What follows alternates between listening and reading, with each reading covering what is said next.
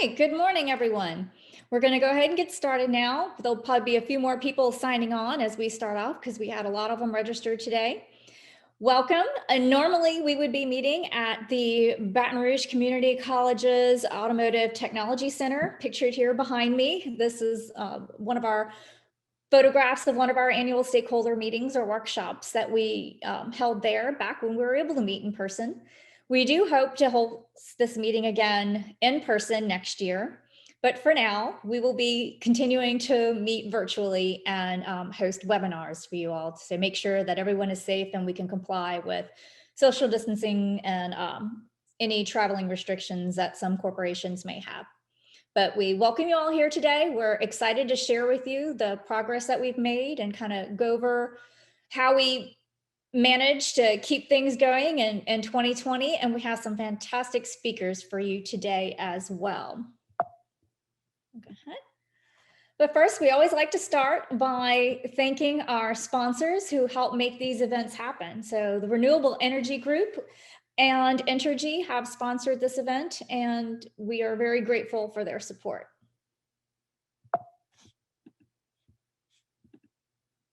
And our presenters today.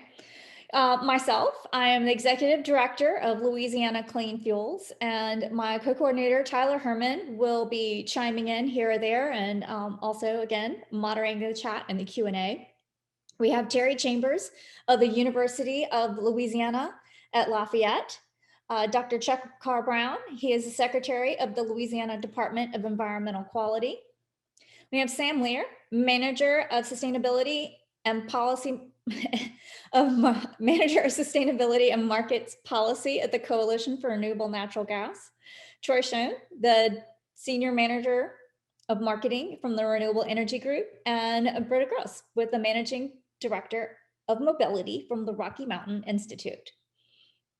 Wish you were all here in person so we could network and share some king cake, because it is Mardi Gras season here in Louisiana. So if we were all meeting in person, we'd be feeding you really well right about now and filling you full of king cake and such as well. But today, this is our agenda. This is the normal structure for our annual stakeholder meetings. We'll go through our program initiatives and funding opportunities, tax credits, and we'll also take a look back at 2020 and what we've accomplished as a coalition. Then we're going to hear from Britta, and she's going to talk about creating and implementing a bold plan for transportation electrification. Britta will have to leave at the end of her presentation, so all of her Q&A will be held immediately afterwards. But if you have a question that you don't get in before Britta has to move on, then you can leave them with us and we will send them to Britta and make sure that we get your question answered. Then we're going to talk about the Climate Initiatives Task Force. It's an exciting thing we have going on in Louisiana right now. We have two of the task force members, Terry Chambers and Dr. Brown, who will be talking to us about what is going on, what their plans are, and to give you a little bit insight of how you can get involved. And since we're talking about carbon reduction and such for this particular event, we're also going to discuss the carbon intensity of renewable fuels. So renewable natural gas, biodiesel, and renewable diesel. And then we will have all our Q&A at the end. To get started, some of you may not know what Clean Cities is or may have not heard about that or worked with us before. So we're going to give you a really brief overview of what a Clean Cities Coalition is. Clean Cities is it's a Department of Energy program that was created after the Clean Air Act. So there's nearly 100 Clean Cities coalitions all across the country. Some of us are independent nonprofits like Louisiana Clean Fuels. Others are hosted in planning commissions and COGS or state agencies. Like the Southeast Louisiana Clean Fuel Partnership, our sister coalition is hosted in the Planning Commission down in New Orleans. And some others like in Arkansas are part of their Department of Environmental Quality. They're hosted in there. So we all have many different types of hosting situations, but we all work with fleets and public and private fleets and do some public education, and we're all here to help. If you don't have a Clean Cities Coalition near you or in your area, just call one nearby and you'll find that we're always willing to lend a hand. So how does Clean Cities fit within the Department of Energy? So the Department of Energy has it Energy Efficiency and Renewable Energy Division. And within that, they have the Vehicle Technology Office. And within the Vehicle Technology Office, you have all of these different levels here, and we're part of the Technology Integration Division of the VTO. And as such, we're not an industry organization, so we're not going to be advocating for one particular alternative fuel over the other. None of us profits from any of the decisions that a fleet makes. We're here as your consultants, as part of your staff to help you make a decision as to what works best for you. And that could mean biodiesel, electric vehicles, ethanol, hydrogen when it comes to Louisiana, natural gas or propane for your fleet, or it could also mean other means by which you can save fuel. So energy efficient mobility systems, idle reduction, right sizing your fleet, getting your routes right, shortening your routes. There's a lot of different ways that a fleet can reduce emissions and save money on their fuel. And that's what we're here for. We're here to help you.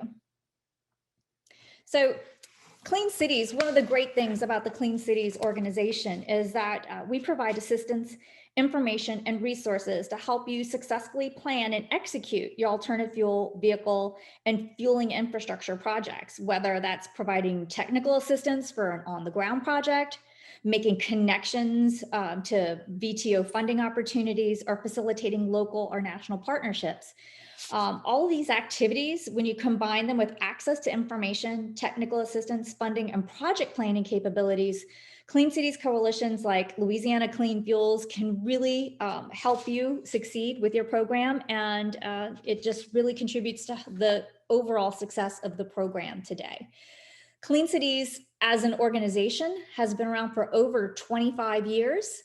And Louisiana Clean Fuels, just recently, we celebrated our 20th anniversary. So we have been a Clean Cities coalition operating in Louisiana for over 20 years. So this alternative fuels may feel new to some people if you're a newbie to us, but we really have been working in this space for quite some time and made a great deal of progress.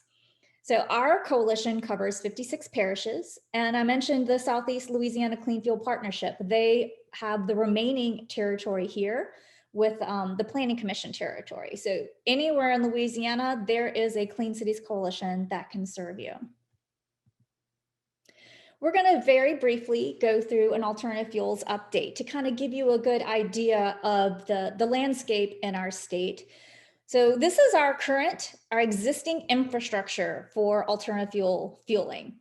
The alternative fuel data center is a fantastic tool. So if you're ever wanting to find a station, figure out where you can fuel anywhere in the country, you can just Google AFDC station locator or alternative fuels station locator.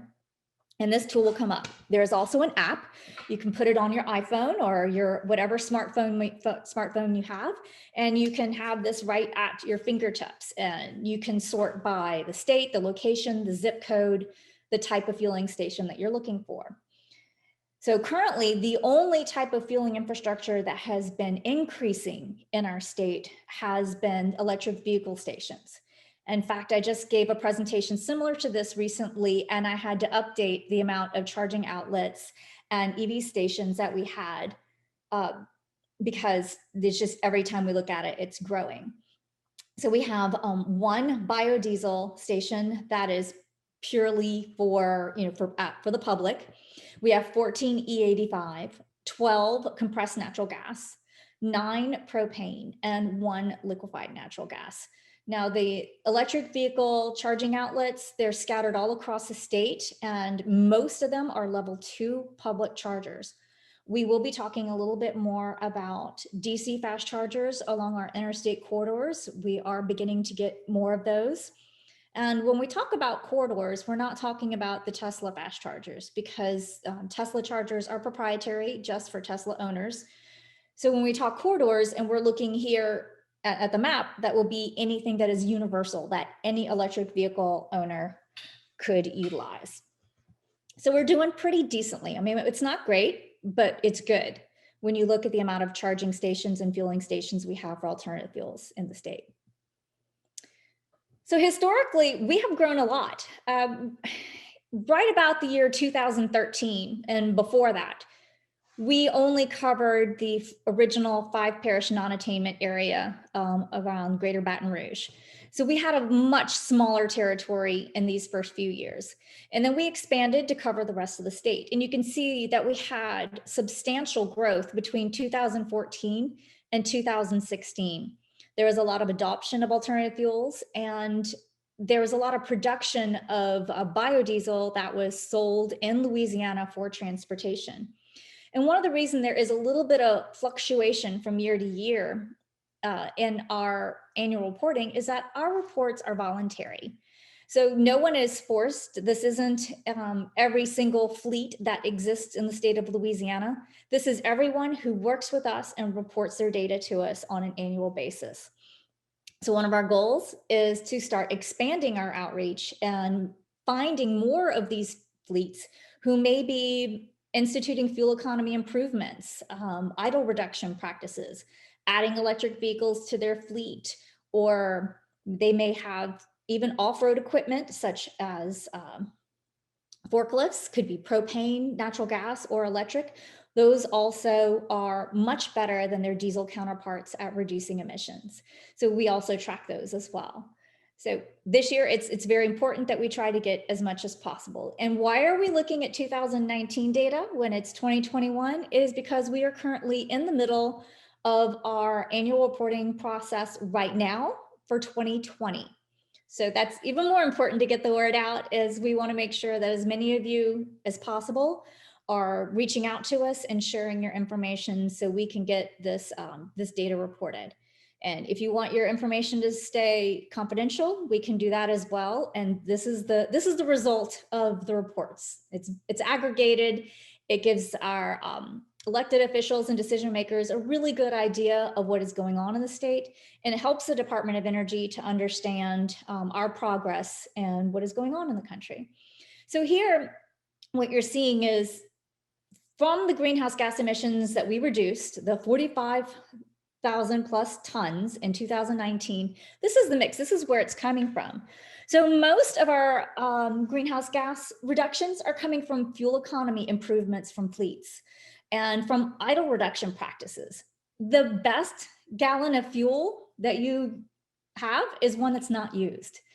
So that is going to be the best and easiest way to reduce all emissions, is to use less fuel. 17% of these reductions were directly through replacing fuel with alternative fuel surface, alternatives, sorry, excuse me. And we are beginning to see more and more electric vehicles. We do not have a lot in our state right now, but we do have 2 transit systems that have electric transit buses, and some other fleets like Entergy are adding electric vehicles to their fleet. All right, let's move on. So if you want to know what is the most popular alternative fuel in the state of Louisiana, natural gas is still king. Most of our fleets do utilize natural gas, such as our refuse fleets. And they use a lot of fuel, and it really makes using natural gas just a very good option for them, especially when you start looking at renewable natural gas, which we're going to be talking a lot about today as well. In renewable natural gas, we have about 1.6% of the fuel, alternative fuel used in our state was that. And propane is the number 2 fuel that we have right now.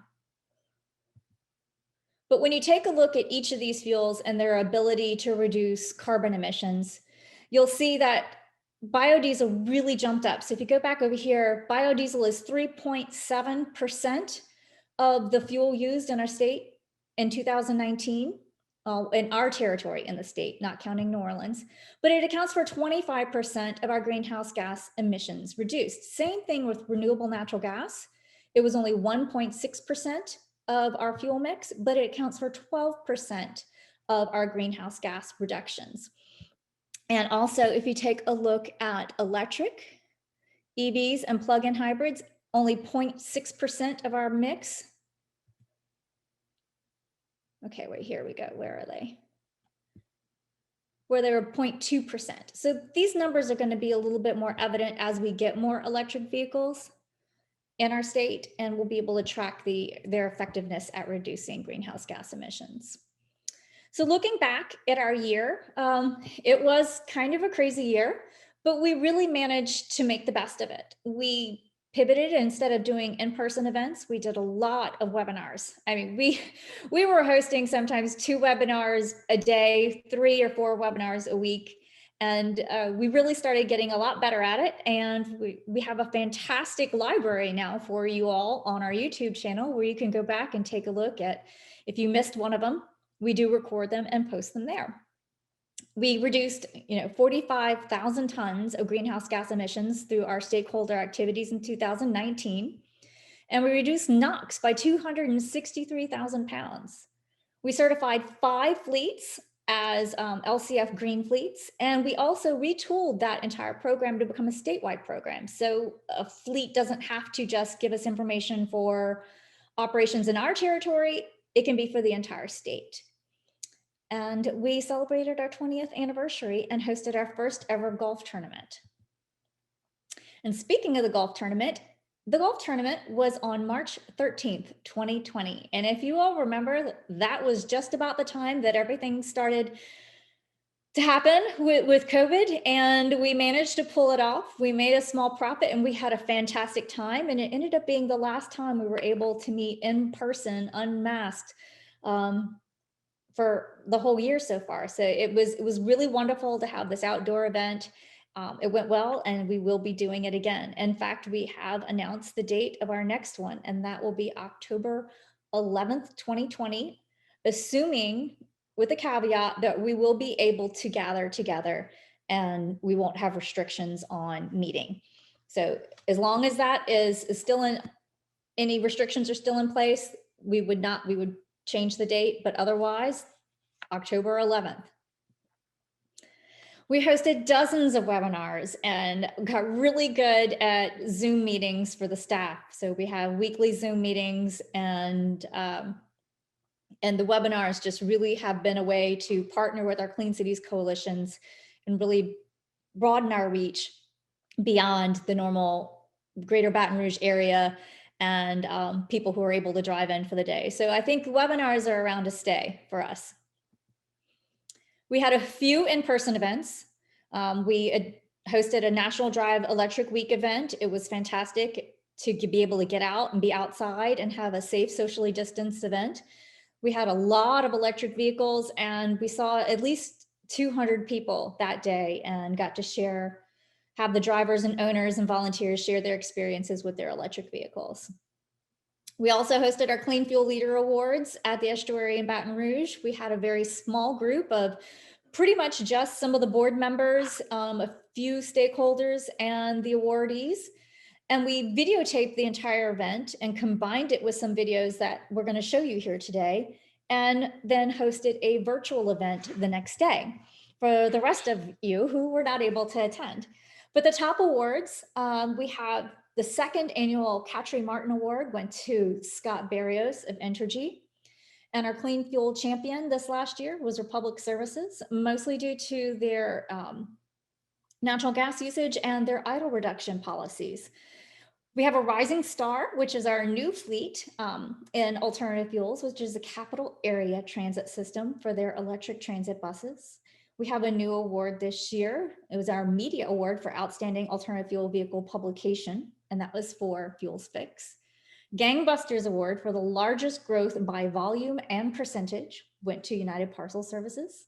The Progress Award for the most improved municipality was the City of Lake Charles. And our Climate MVP with the most greenhouse gas emissions reduced by a municipality is St. Landry Parish Solid Waste.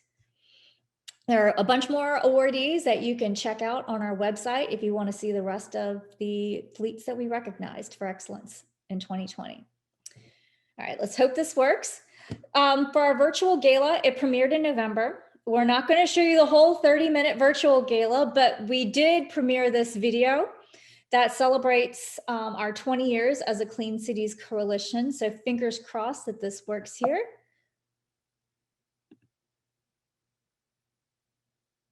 All right, I'm going to get started. And Tyler, please text me for some reason if this does not work. When we grow up in such a beautiful landscape and surroundings, sometimes we forget how lucky we are. It's really important that we take a look outside our windows and see the beauty that is there. We need to protect that. We really okay, want from what to I make sure understand, that y'all are not able to see this because it was a pop-up. So I'm going to stop the share and then I'm going to reshare. Okay, so I'm going to reshare back to the QuickTime.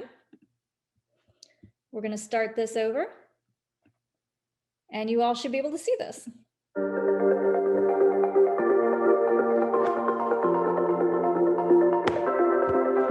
When we grow up in such a beautiful landscape and surroundings, sometimes we forget how lucky we are. It's really important that we take a look outside our windows and see the beauty that is there. We need to protect that. We really want to make sure that we continue pushing forward to keep our air clean and protect our beautiful state. Louisiana Clean Fuels is a U.S. Department of Energy designated Clean Cities Coalition. Clean Cities was an organization that was formed back after the Clean Air Act by the Department of Energy to help be that bridge to help bring alternative fuel projects into the marketplace. Our philosophy at Louisiana Clean Fuels is to remove the barriers and excuses that organizations and people may have as to why they're not going to try alternative fuels. Louisiana is an oil and gas state, and we're very proud of that. But we also are starting to become a leader in the alternative fuel market. Everybody understands there's no one size fits all, but they know that we have to have an integrated approach to reducing emissions and to producing energy with alternative sources. I am really excited about how the state has really been stepping up and getting very involved in Louisiana Clean Fuels, from the Department of Natural Resources, the Department of Environmental Quality, the governor's new climate task force, and from the community and from businesses as well. Louisiana Clean Fuels is the organization that is putting all of the stakeholders together and moving Louisiana forward into a new century of environmentally sound and clean energy. The more diversity of fuel sources we have, the stronger position we are really as a state and a nation. Competitive market forces are bringing down the price of some of these new choices. Before you know it, it's going to be the obvious choice. The Volkswagen settlement was incredibly important for Louisiana, and I'm so very proud of our state and so proud of our state leaders who took advantage of that settlement money, $19 million for Louisiana, and put it out into the marketplace immediately. We have 16 parishes that now have propane-powered school buses, 200 propane-powered school buses all across the state, bringing children from home to school and back in a clean, efficient, and environmentally productive way. By November 2020, we should have more than 100 propane buses in our fleet. Mechanical failure, we haven't had that problem. We have to worry about a bus going down to 6:50 in the morning with 72 kids who only have to regen for 45 minutes. So they're very dependable. And I would encourage other school districts to invest in propane buses.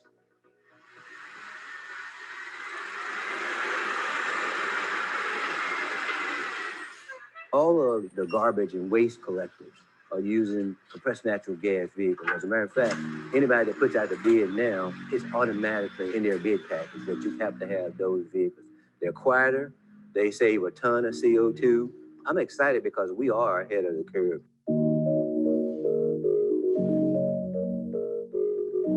St. Landry Parish Solid Waste is home to a world-recognized landfill that produces renewable natural gas from the decaying organic matter in the landfill. The methane released is captured and turned into clean, burning, pipeline-grade natural gas. St. Landry currently produces enough RNG to offset 150,000 gallons of diesel per year and is being upgraded to produce even more fuel for the natural gas fleets that fuel up at their station.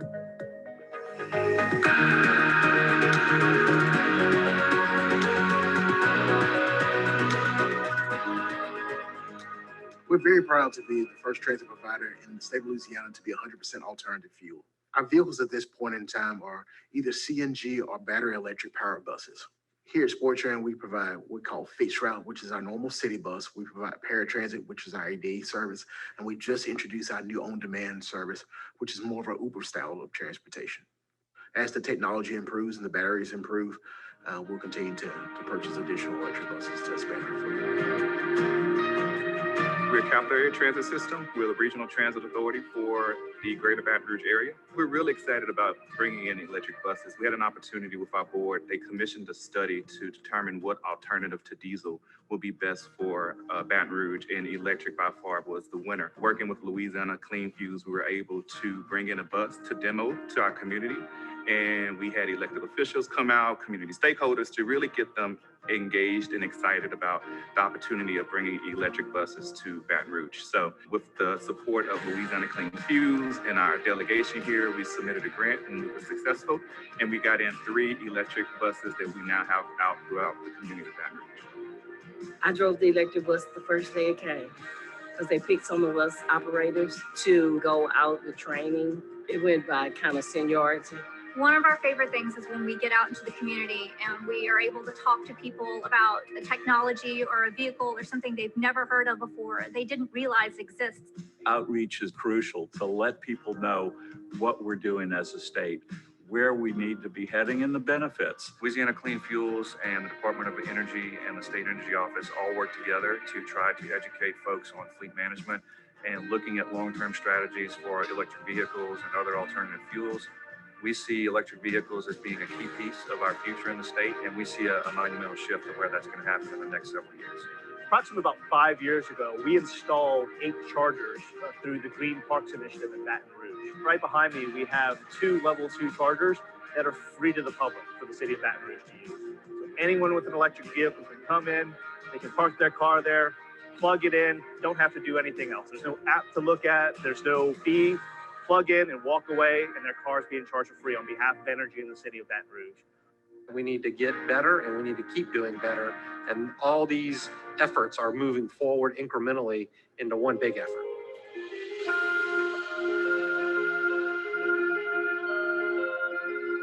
When I first started at Louisiana Clean Fuels in 2012, our organization was only reporting a few thousand gallons of alternative fuel usage a year. We are now offsetting over 9 million gallons of petroleum through alternative fuels like natural gas, propane, and electric, and through technologies and practices like idle reduction and fuel-efficient vehicles.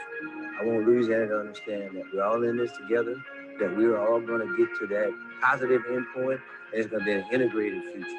Louisiana Clean Fuels is proud to announce that we are celebrating our 20th anniversary as the United States Department of Energy designated Clean Cities Coalition. Congratulations, Louisiana Clean Fuels, on 20 years of providing leadership and guidance to public and private fleets all over Louisiana. Your diligent efforts are helping to reduce our transportation emissions as well as our carbon emissions by utilizing clean domestic fuels like natural gas, propane, and electricity. By working with Louisiana Clean Fuels, our state fleets like DEQ and DNR are exploring how they can incorporate more efficient practices into their operations. All of this is helping to reduce fuel and maintenance costs and to protect our coast and air quality. Together, along with private industry, these groups are developing a sustainable transportation pathway for the next generation. That's good for our economy today and for years to come. Thank you, and keep up the great work. God bless.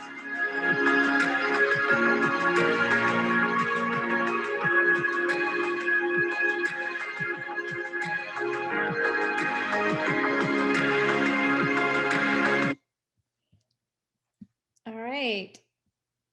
So that was, since we were not able to meet with you all in person and we didn't travel quite as much, we had a little bit of a budget to be able to create some of this fantastic media here and the videos. Now I'm going to skip our PSA because we are going to be running a little bit low on time. But you can watch our PSA on our YouTube channel, and you may see it on television, or you may see it on Facebook as a boosted ad. But we're really trying to get this PSA out to spread the word about alternative fuels and how to work with Louisiana Clean Fuels. So we're going to quickly go through our initiatives for the next year and get on to the next presentation. I'm sorry, I'm going a tiny bit over today, but we have our annual membership dues drive. We are almost halfway to our goal of 30,000 for the year. In 2020, we took a little bit of a hit, as most nonprofits did, but we are confident that we can continue to grow and expand. The membership dues really help us to expand our activities, to get the word out, and to really improve and be able to pay our staff adequately and to hire more interns. It's just a great way for you to show support and partnership with your local Clean Cities Coalition. And you can join right here on our website. And so if 2020 taught us anything, that you may have a really good plan, but reality is going to throw a curveball your way, and you got to be ready to pivot. And there's a lot of things that are going to happen along the way. But nonetheless, How are you, love? Hold on. Please mute. Yes, we're live. Please mute. Thank you. All right. And that's one of the things that happens. We have pets jumping up in front of screens. We have dogs barking and children running around in the background. So we've learned to pivot and we've learned to move forward. And we have our goals, which are very similar to the goals that we had last year. We want to encourage investment in renewables, increase the efficiency of public and private fleets, support our legacy alternative fuel fleets like our natural gas fleets that really started all of this movement and progress in the state of Louisiana, improve our fueling infrastructure, and empower our first responders to make sure that they know how to safely respond to incidents. We are in the middle of our annual report, so if you did any of these following activities, please reach out to us. You can email or call either Tyler or myself, or visit our website for more information. But we were hoping to get everything in by March 30th, so we have time to go through all the data and get it input before we have to close out the report for the year. So that will be closing out in March 30th. We also have our Green Fleets program. We have gone statewide, and if you would like some information on that, you can email us at louisianagreenfleets@gmail.com to get started. And we have our own website for it, but we also have information on our webpage as well. And this is a great way for fleets who are just getting into alternative fuels and want to explore how they can save money, reduce emissions. We will analyze your fleet. We'll take a look at what you have and get a good baseline, and then help you track your progress over time and give you recommendations on how to improve. And our 5-star fleets are UPS, Sportran, and Republic Services. That is the highest level that you can get under our certification program. The Department of Energy has specific subtasks for us, which are pretty much the same ones that we had last year. So we're following very closely on what we did. The Federal Highway Administration's alternative fuel corridors, where it is a signage program to show which interstates are fueling ready for different alternative fuels. We have propane and natural gas corridors approved for nearly every interstate, and we're working on getting electric to join in with the mix. And this is what the signs look like here. So that is an ongoing project that we work with the Department of Environmental Quality on. The Volkswagen settlement, you can go back and take a look at our website and go at the DEQ website to see the updates on that. But they have closed out funding proposals for now, and they are about to hopefully award the Cycle 3 DC fast charging awardees very soon. And we believe that the alternative fuel corridors will be mostly complete by the time all those awards have been built out. So we support the state in those endeavors. We'll be conducting outreach and education with a virtual Clean Fuel Summit this June.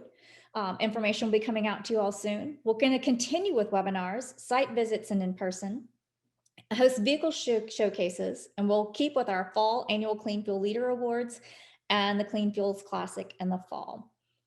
Again, on our YouTube channel, if you missed anything, you can go here, and this is where all the webinars are for 2020, and we will do the same for this year.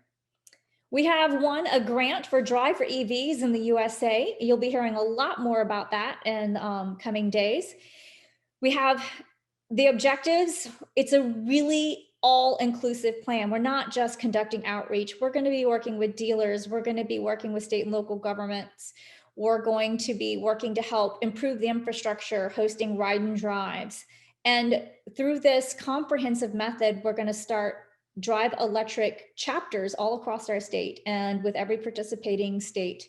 And ours is called Drive Electric Louisiana. So we will be launching this program very soon. We are already working on our website, and we will be hiring a Drive Electric Louisiana coordinator to manage these outreach events for the 2 years. And these are the two websites, driveelectricusa.org, and this is ours, driveelectriclouisiana.org.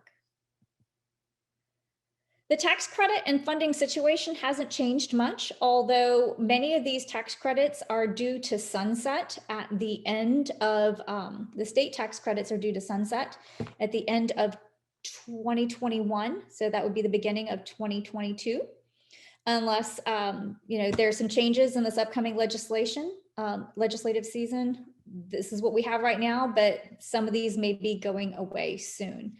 And the federal tax credits these are all for electric vehicles, and but the 30% tax credit for fueling equipment is for all fueling equipment. If you want more information, you can go to our website right here. So you go under funding, Louisiana state tax credits and laws, federal tax credits, incentives, and grants. The only open grant that I'm aware of that you may have time to respond to at this point would be DERA, the Diesel Emissions Reduction Act for EPA funding. And one of the big parts of our task for the year is participating in the Governor's Climate Initiative Task Force. I'm on the Transportation Subcommittee. So we have a goal of net zero by 2050. And you will be hearing today from two of the task force members on some of their ideas on how they think we can reach that. So not too bad, not too far behind schedule, but I'm sure we'll be able to make that up. We have Britta with the Rocky Mountain Institute, who is going to be talking to us about creating and implementing a bold plan for transportation electrification. So welcome, Britta. Thank you, Anne. That, for number one, that was a fantastic video, and congratulations on the 20-year anniversary. And then let me try here to jump in and provide some context and some framework for where we have to get. And although from all appearances, it looks like I may be reporting from somewhere in the mountains because of RMI and Rocky Mountain, I'm actually in Orlando, Florida, but I'm a very proud LSU graduate and Tiger fan. So I keep that very dear to my heart and make sure I mention it everywhere I go. All right, let's just jump right into this. So again, we heard a lot of things here. We're going to have to do everything to address climate change. And again, I actually prefer to talk about this as an industrial strategy. Climate change is going to be a win. It can set some targets for us, but what we do as an industrial strategy here in owning cells, batteries, EVs, and EV infrastructure, and what it means to a future grid that's going to be very more and more dependent on renewables, and using the EVs for energy storage, for example, is going to be really, really important. So it's a huge opportunity. I'll get into a few of these issues as we go forward. But let me, again, just provide some framing. Transportation, these are the global CO2 emissions around the world. And you can see that US leads, unfortunately, in carbon emissions from transportation. We're the #1 emitter of carbon from transportation. 60% of that comes from our light duty vehicle sector because we have so many, 250 million light duty vehicles driving around, about 20 million buses and trucks. So it's a #1 source of emissions in the US as well. So it becomes a real priority area for us to address. China, #2, some of the others now down the list might surprise you. Russia's #3 in transportation emissions. India, Brazil, Japan, down at the, Canada, Germany, Mexico, and Iran. So for the US, what this means is that we can't address carbon emissions unless we address transportation. So I really appreciate what the Louisiana Clean Fuels Organization does. We have to have this as sort of a #1 priority across emission reductions here in the US. Next slide. Let's talk about a little bit where the emissions are.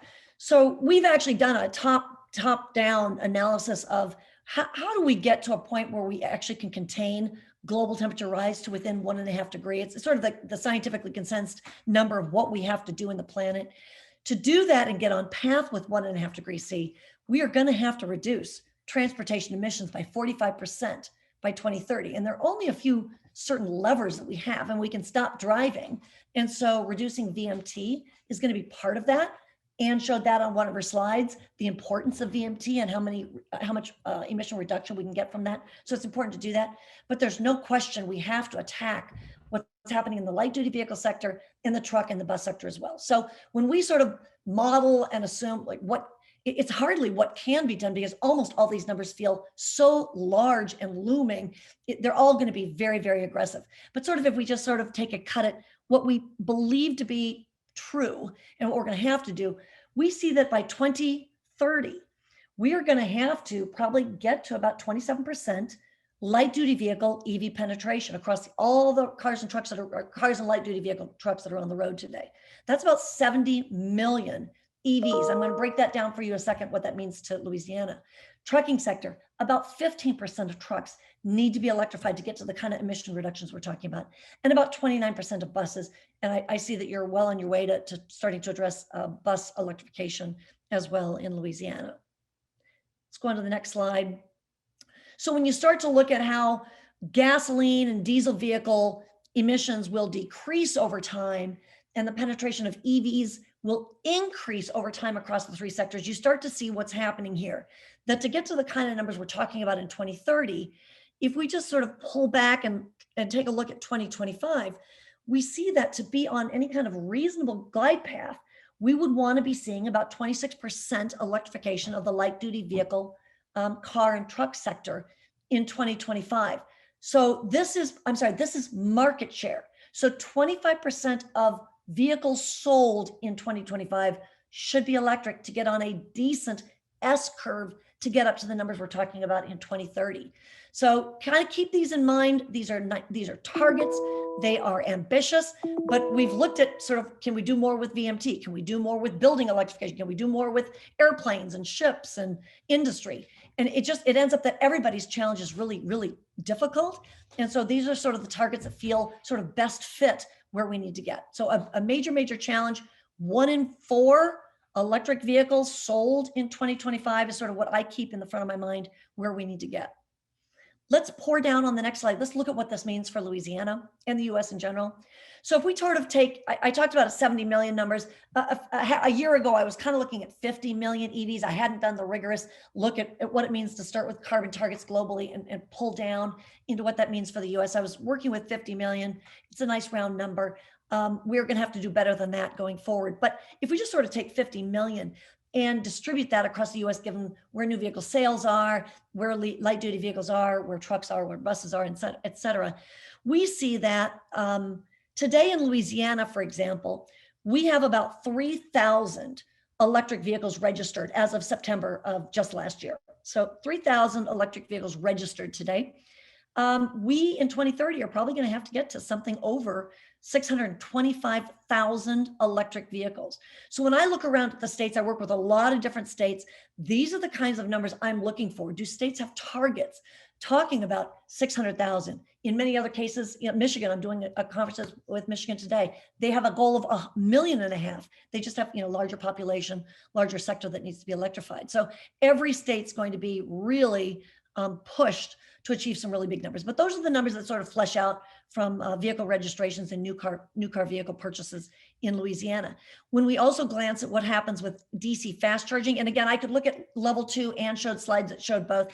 I usually zoom into DC fast charging because it's an easier proxy for the bigger challenge. And I can you can see it easier on a map, where are the DC corridors, how much is in the public space, et cetera. So if I look at DC today, in Louisiana today, according to the AFDC website, I use the same source of data that Ann uses. I see about 4 stations and 15 plugs that are publicly available, meeting the industry standard of SAE. If we look at 2030 to support those 625,000 EVs and just the public need for charging, a lot of charging is going to be done at home, of course. Our math using the NREL EV Pro Lite software suggests that we're talking over 3,000 DC fast chargers. And what that tells us is that if we started today to get ready and build up the capacity we need and the infrastructure we need by 2030, we should be installing about 6 DC fast chargers every week to get on pace to achieve what we need. So every year we delay, every month we delay, pushes our problem to the next week, the next month, the next year, and our problem just becomes even more difficult to get to 2030 kind of targets. We can go to the next slide too now. All right, thank you, Ann. So here we are. What are the 3 big challenges in the EV market? Certainly battery and EV cost. That's the number one challenge for automakers. It's their number one priority. I didn't mention that I come from General Motors. I worked there for several decades now, working on the hydrogen fuel cell vehicle programs and their electric programs. So I'm very close to the progress that's been made, the kind of investment that's going into battery and vehicle affordability. There's been dramatic improvement in battery cost reduction over the last 10 years, about 85% lower battery costs today than there were. There's a lot more that has to happen in the next 5 years, let's say. And we probably can get to EV parity, cost parity, EVs compared to ICE powertrains, engines, and transmissions. So we're almost there. We just sort of have this gap moment to fill for a couple of years more until we reach that parity point. Lack of charging infrastructure. Lack of charging infrastructure is both, there's a need for public infrastructure, especially for folks that are traveling longer distances, but also for those that live in apartments and condominiums and don't have a place at home to charge. And then it's also important for even marketing EVs and drawing awareness to electric vehicles. If every time you see a charger is another time it sort of registers, oh, maybe there's something going on with electric vehicles. And the third area of market barrier is really building EV demand. That means fleet demand, consumer demand. We do it through education, awareness. We do it through the Clean City Coalitions, that Ann leads, et cetera. So really, really important. We'll go ahead and go on to the next slide too. When we talk about EV awareness and growing consumer demand, there's one thing I always like to highlight for everybody and acknowledge more than anything.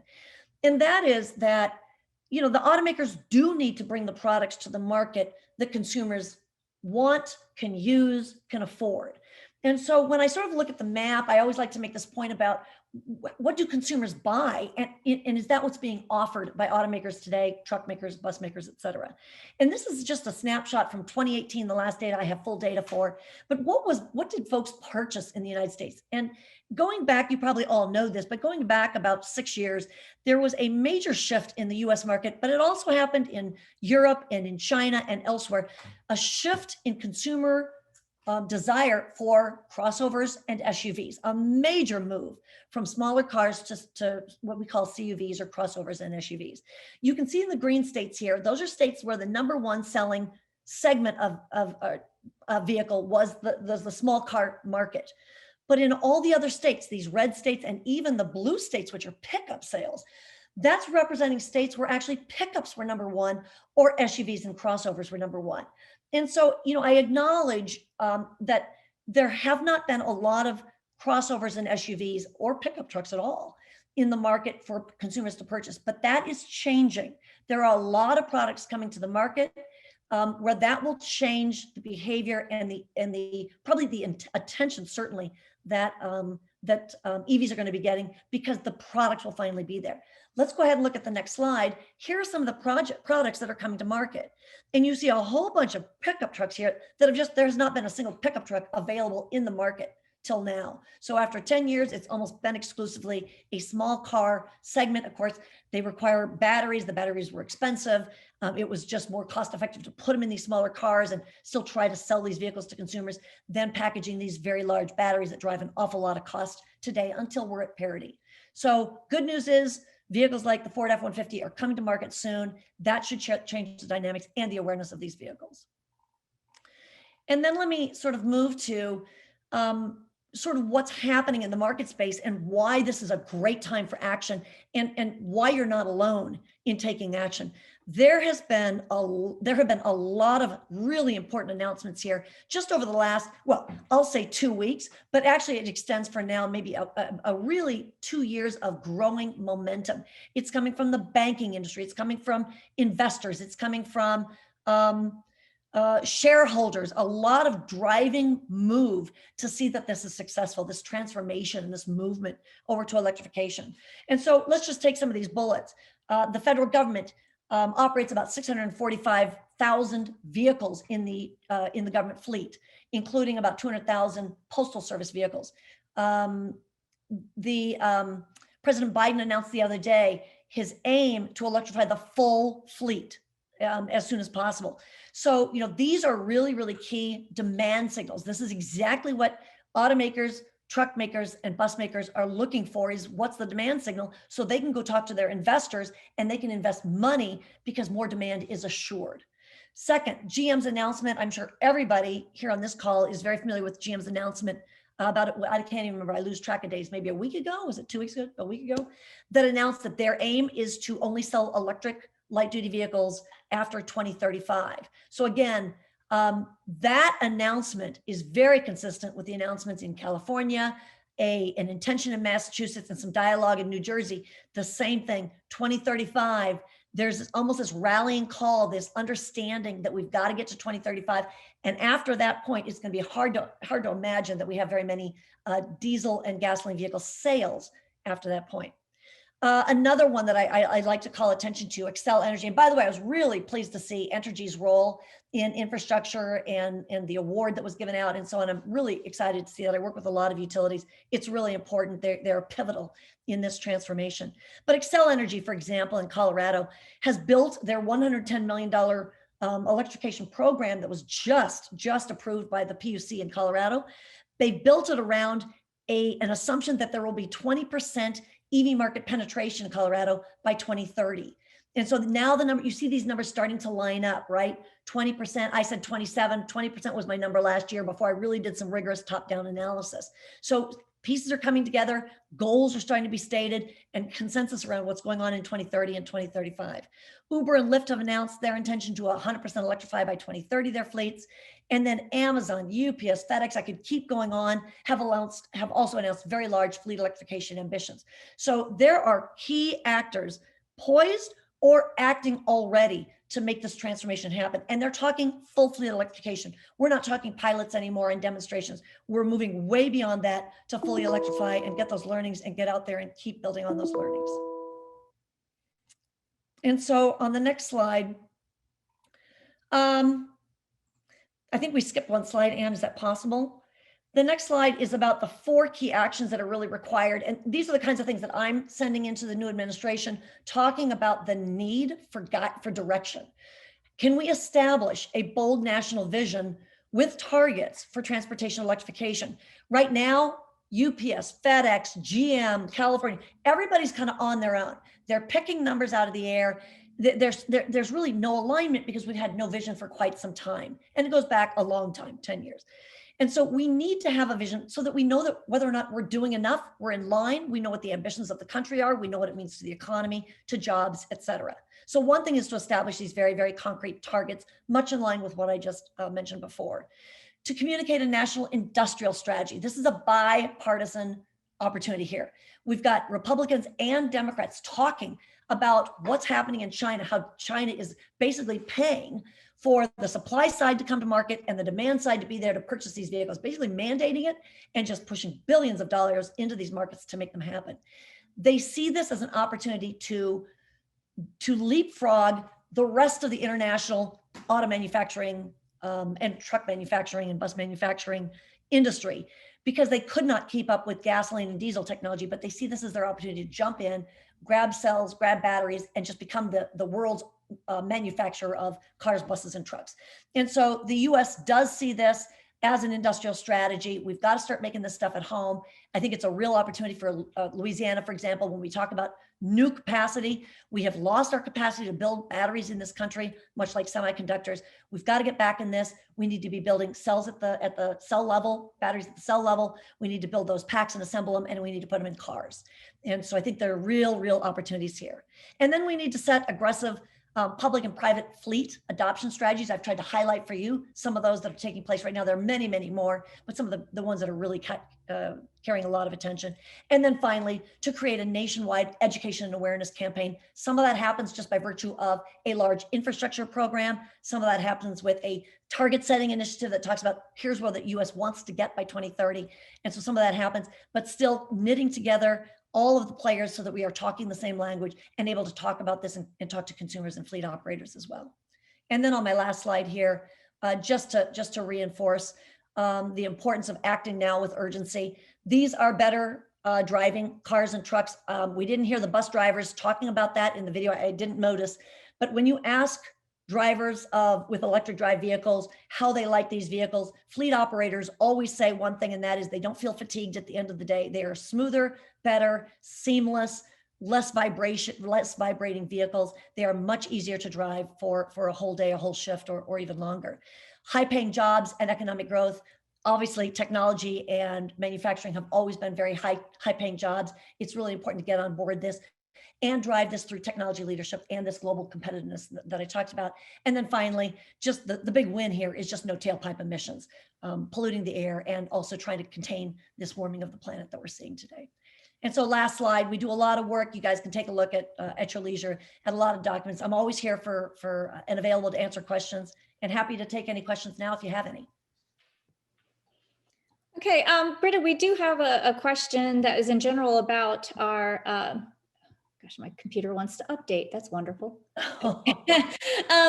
About the EV fees and taxing the road taxes. Right now, there is a bill that has been put forth in Louisiana to add an electric vehicle fee so that EVs can start paying their fair share. So do you have any insight nationally that you would like to share, Britta, on this?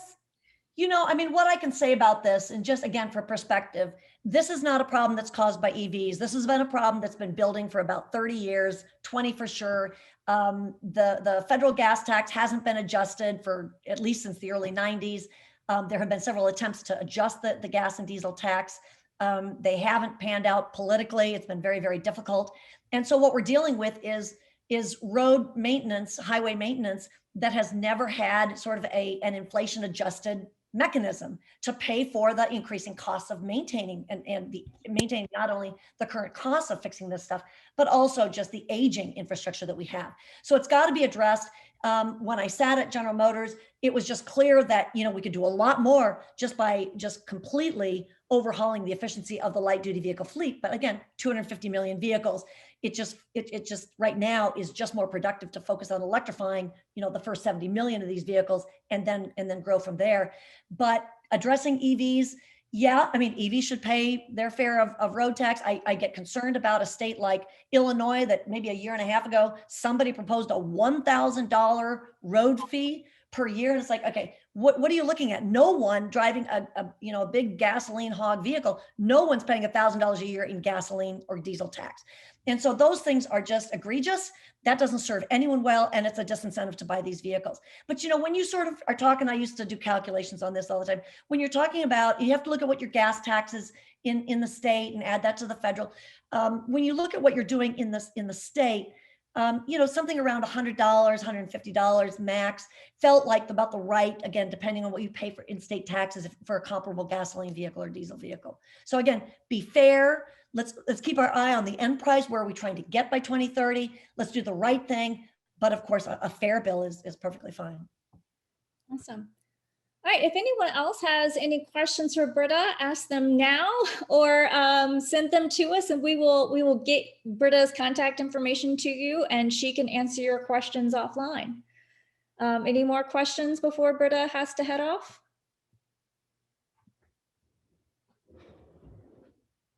All right, I am not seeing any more questions, Britta, but your insight was great and perfect and exactly what we needed for electrification as part of our carbon reduction plans for the state of Louisiana. Perfect. Thank you very much, Anne. And it's a pleasure being here with you guys. Good luck to everybody. Thank you, Britta. All right, so next up we have two of the members of the Louisiana Climate Initiative Task Force, Terry Chambers and Dr. Brown. We're going to start off with Terry Chambers of the University of Louisiana at Lafayette. Are you up and ready, Terry? I am ready. Thank you. Awesome. Here you go. First of all, I'd like to thank Anne for this opportunity to talk to you about what's going on with the Governor's Climate Initiative Task Force and my experiences as one member of that task force. Next. You all are probably familiar that the governor of the state of Louisiana has announced some very aggressive climate initiative goals and has established a climate initiative task force to map out a pathway so that we can meet those goals. And if you could go to the next slide, please. These are the goals that the governor has set. 26 to 28% reduction from a 2005 baseline by 2025, 40 to 50% reduction in net emissions by 2030, and net zero by 2050. These are, for Louisiana, those are very aggressive goals. So the task force has been set up to identify ways that we can actually achieve those goals. And the task force has several different groups and they play different roles. You have the task force itself, of which I am a member, which is, I would say, the decision-making body. We guide the overall direction of the task force and develop and approve interim and final reports. But there are also sector committees that deal with each of the sectors from which we have CO2 emissions and other types of emissions as well. So the sector committees focus on how the emissions can be reduced within their sector. And then there are also advisory groups that look at the whole process through different lenses. If we could look at the next slide, please. This is how it's structured. So you have the task force, and then you have all of these different advisory groups, including a scientific advisory group, an equity finance group, finance and legal. And these advisory groups look at all of the proposals through a different lens. The scientific, is this technically feasible? Is it technically viable? Equity, how will this affect equity and inclusion within the state? Will these proposed solutions help or hurt those who are traditionally disadvantaged? How would the finance advisory group, how would these initiatives be funded? The legal group, are there legal issues that would arise? And then for the sector committees, you see we have 6 different sector committees to look at how emissions could be reduced within each one of those sectors. And there are people who lead each one of those sector committees. All right. In terms of the deliverables of the task force, the goal, our first deliverable, which has been met, is to develop an interim report to the governor to indicate what progress we've made so far. By the middle of this year, we will have an updated greenhouse gas inventory update from the LSU Center for Energy Studies, who is conducting that. And we will have a final report by this time next year, which will be presented to the governor and to the various legislative committees to make recommendations for any policy changes or any allocations that we feel ought to be implemented. So now the question becomes, how do we get there? And I know that this group has lots of ideas how we can get there, especially in the transportation sector. And so we need all of your ideas. We need to know best practices for how to achieve these emissions reduction targets across all sectors. And so we are soon entering a stage where we're going to be soliciting ideas from the public, and there'll be an official form that you can fill out. I expect this will be an online form, but I want to, in order to have you start getting your ideas ready to submit, I want to give you a preview of what the form will look like. This isn't finalized, but this is a basic idea. On the next slide, please. So we will be soliciting proposed actions, and we want to solicit those from members of the task force and the various sector committees and advisory boards, of course, but also from members of the public. Basically, anyone who has a good idea, we want to find that. We want to learn that good idea, and then those ideas will be officially vetted through all the different committees, and the best ideas will bubble to the top and will be contained in our final report. So in the action template will have 4 main sections: a proposed action overview, impacts of the proposed action, feasibility, and an implementation pathway. Let me dive into each one of those just a little bit more. Within the proposed action overview, you would provide your name, your affiliation, what company you're from, if that's applicable. Provide some sort of name for your proposed action. Could be something like increased EV charging access or something like that. And then a description of the proposed action. What sector, like transportation, will this proposed action address? And which specific greenhouse gas are you targeting? CO2 is not the only greenhouse gas, obviously.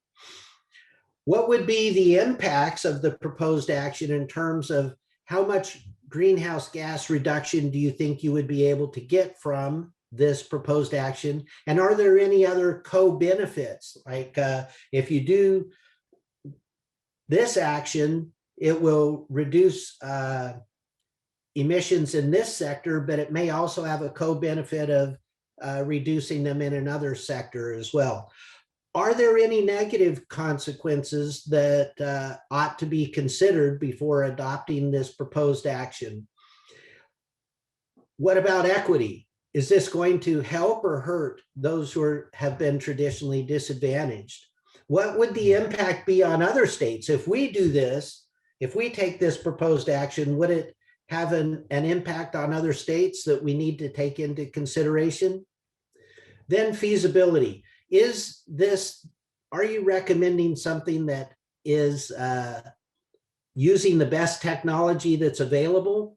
Is there a support infrastructure for this, or do we need to build the infrastructure? Does this proposed action have a proven track record of success, especially in other states? If other states have done something and had success with it, we would like to know that. In terms of an implementation pathway, then, what time frame would you recommend that this action take place over? Who would take the lead in implementing this proposed action, and who would you partner with in order to do that? Does the action require government action? Do we need to have a bill introduced through the state legislature? That sort of thing. How would it align with other initiatives that we have going on in the state, such as coastal reclamation or that sort of thing? What would the process be to implement this? What would the challenges be for adoption? Here's a big one. Where could we get funding for this?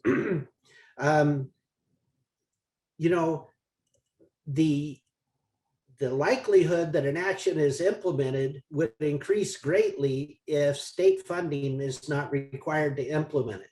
If we could identify federal funding, or if we could identify business investments that would happen, that could very well happen if a barrier for adoption were removed, if a policy were changed, could it attract business investment? So if funding can be addressed, if there are good ideas that also have a funding mechanism potentially tied to them, that would be terrific. And would it be equitable to implement this? So although the template has not been formally released yet, this is preview of what we think that it will be like, and there will be an announcement coming out fairly soon. So what I would recommend to this group is that you caucus behind the scenes and you think about what would be some good recommended best practice type actions that could be taken, and be prepared to submit these ideas. And we look forward to seeing the best ideas and having a chance to look at them and potentially implement them in order to be able to actually implement the governor's goals. Are there any questions? Terry, I've already had a request for your presentation to be sent out. I think that checklist has got a lot of people thinking right now. I know a lot of our stakeholders are very concerned that the task force takes a look at all the alternative fuels and doesn't pick one particular favorite for all instances.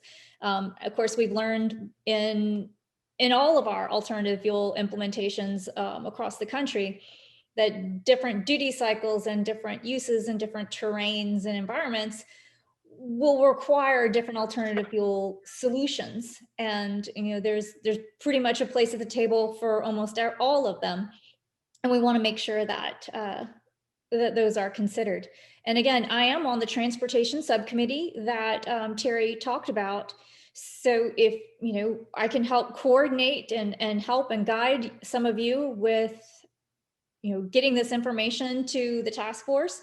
And of course, we'll be making our recommendations to the task force as well. If y'all have any legislative recommendations, of course, with Louisiana Clean Fuels, we ask that you do not do those through us. Go directly. We do not get involved in any legislative matters.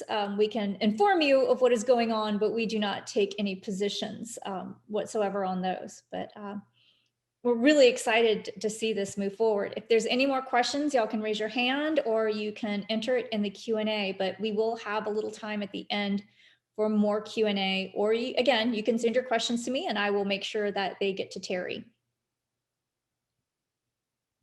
All right, thank you very much then. And I'm excited to hear from Dr. Brown as well. Awesome, yes, very much so. So thank you so much. That was a very good overview and explaining what our group is doing. Get here. Okay, so next up, as Dr. Chambers has said, we have Dr. Carr Brown of the Louisiana Department of Environmental Quality. He is the secretary of the DEQ. You up and ready, Dr. Brown? Yes, I think so. Fantastic, I can see you. All right. Well, first of all, thank you, Ann, for inviting me. I've always been a willing partner with Louisiana Clean Fuels since I took over in 2016. And I want to thank Dr. Chambers for his overview of the Climate Initiative Task Force. Just to give a little bit more background, of course, I sit on the task force as the secretary at DEQ.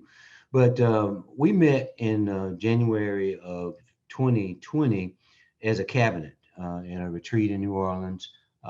And we all kind of talked about what will happen if we didn't get any policy changes from DC. And we all know that we're faced with the brunt of hurricane season, and there's lots of things that contribute to the impact of rising waters on the state of Louisiana. So of course we all put our thoughts into a basket about good government being one key that we can't control. We can't control what policies that actually come out of Washington, D.C., but we know that if we implement good government in the state of Louisiana, we can do what's right for Louisiana. That goes right back to when I did take over in 2016. And of course, we had an election, and everybody wanted to know, well, what are you going to do now with the Trump administration and all these changes they're going to make? And so I basically said, well, look, when you start to try to make a policy change, it's sort of like putting the brakes on a train. It's going to take you a mile or two before you stop. By the time you back up to where you were, it's re-election time. So that's actually become a reality, and we are sort of in that mode. But I've always said that I'm going to do what's right for the state of Louisiana, regardless of policies that may not necessarily fit our goal at the time. So having said that, I meet with my oil and gas folks all the time, refinery managers, and I talk to them about how we're going to get to some type of alternative fuel and some kind of renewable strategy as we move forward. You know, coal, as I told them, will never go away, but coal will never be a primary source of energy and just won't have a prominent say in our future, especially if natural gas stays as cheap as it is and has. So I told the oil and gas folks, oil and gas is never going to go away either. I said, but if I were you, I'd be looking at ways to build a better battery because in the next 20 years, we'll all be driving electric vehicles. And whether you think it's the environment or economics, shame on you for not taking your place in that future, that alternative fuel future.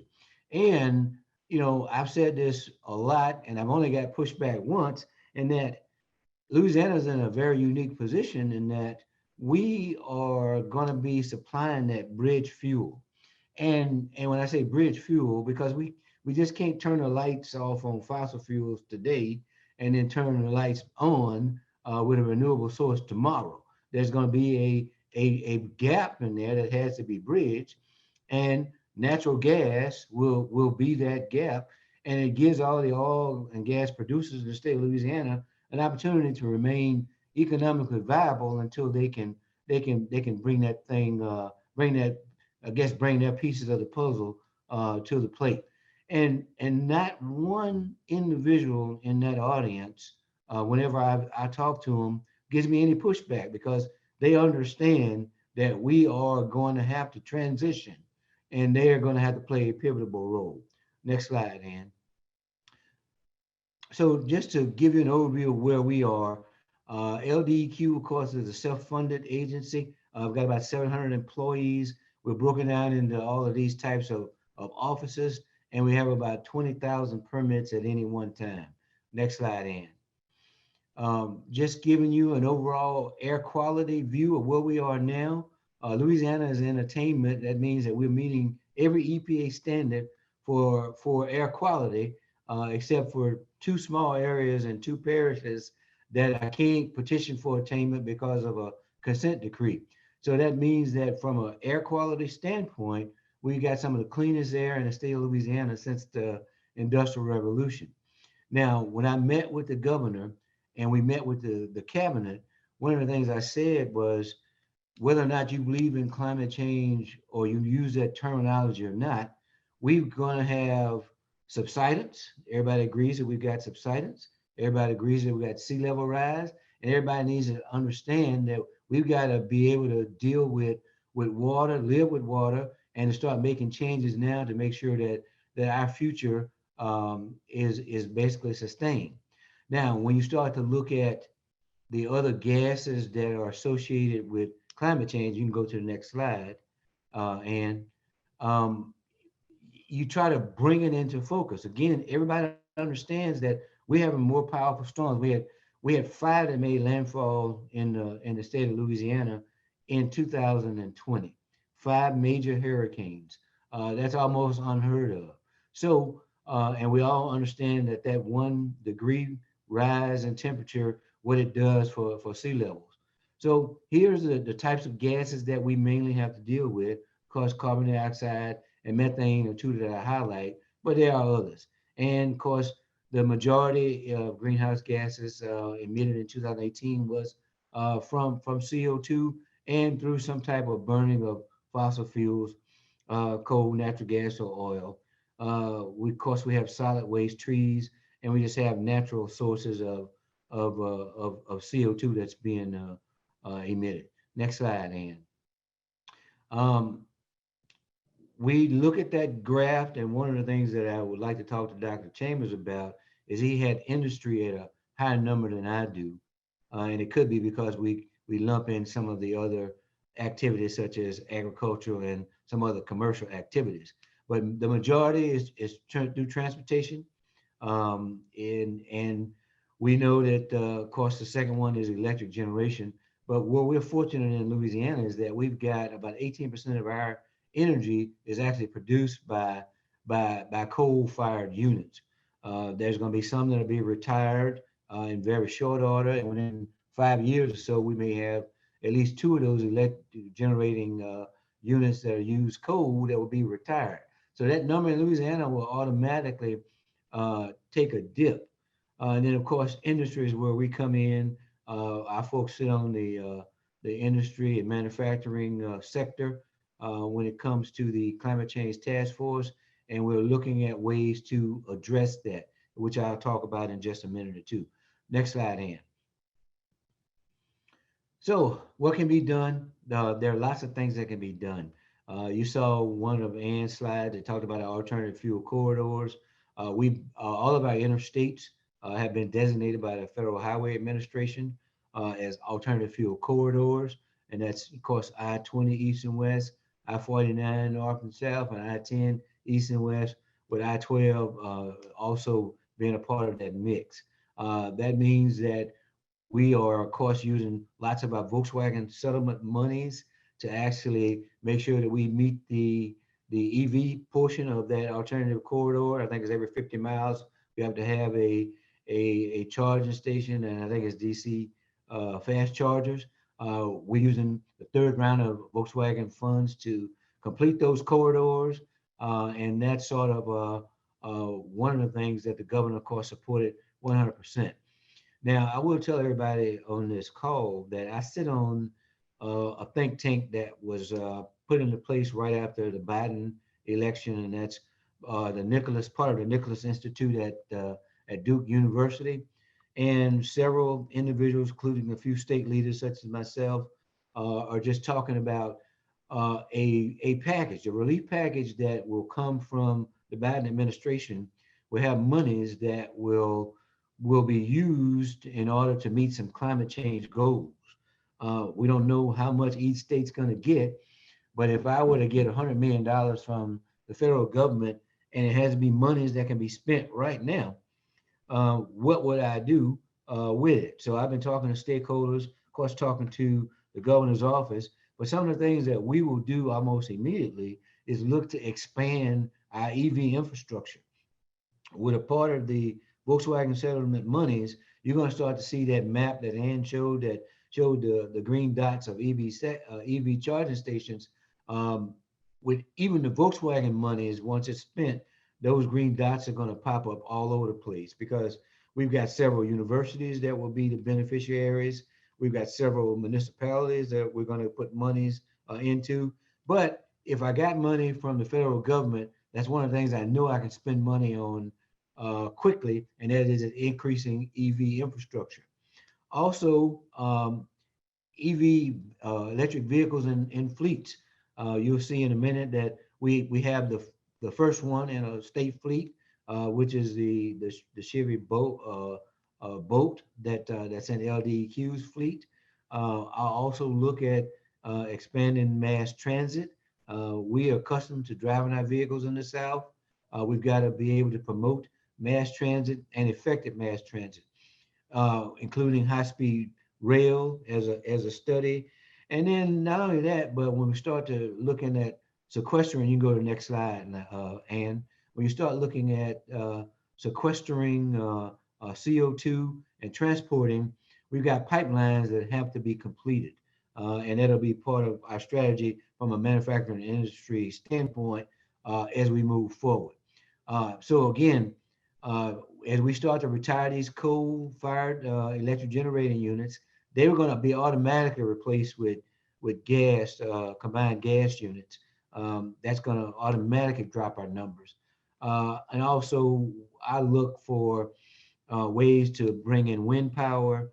Hydroelectric with the Mississippi River is a no-brainer. And of course, solar farms that are already popping up as a part of Entergy's fleet and others that are examining it. So it's going to be an integrated infrastructure.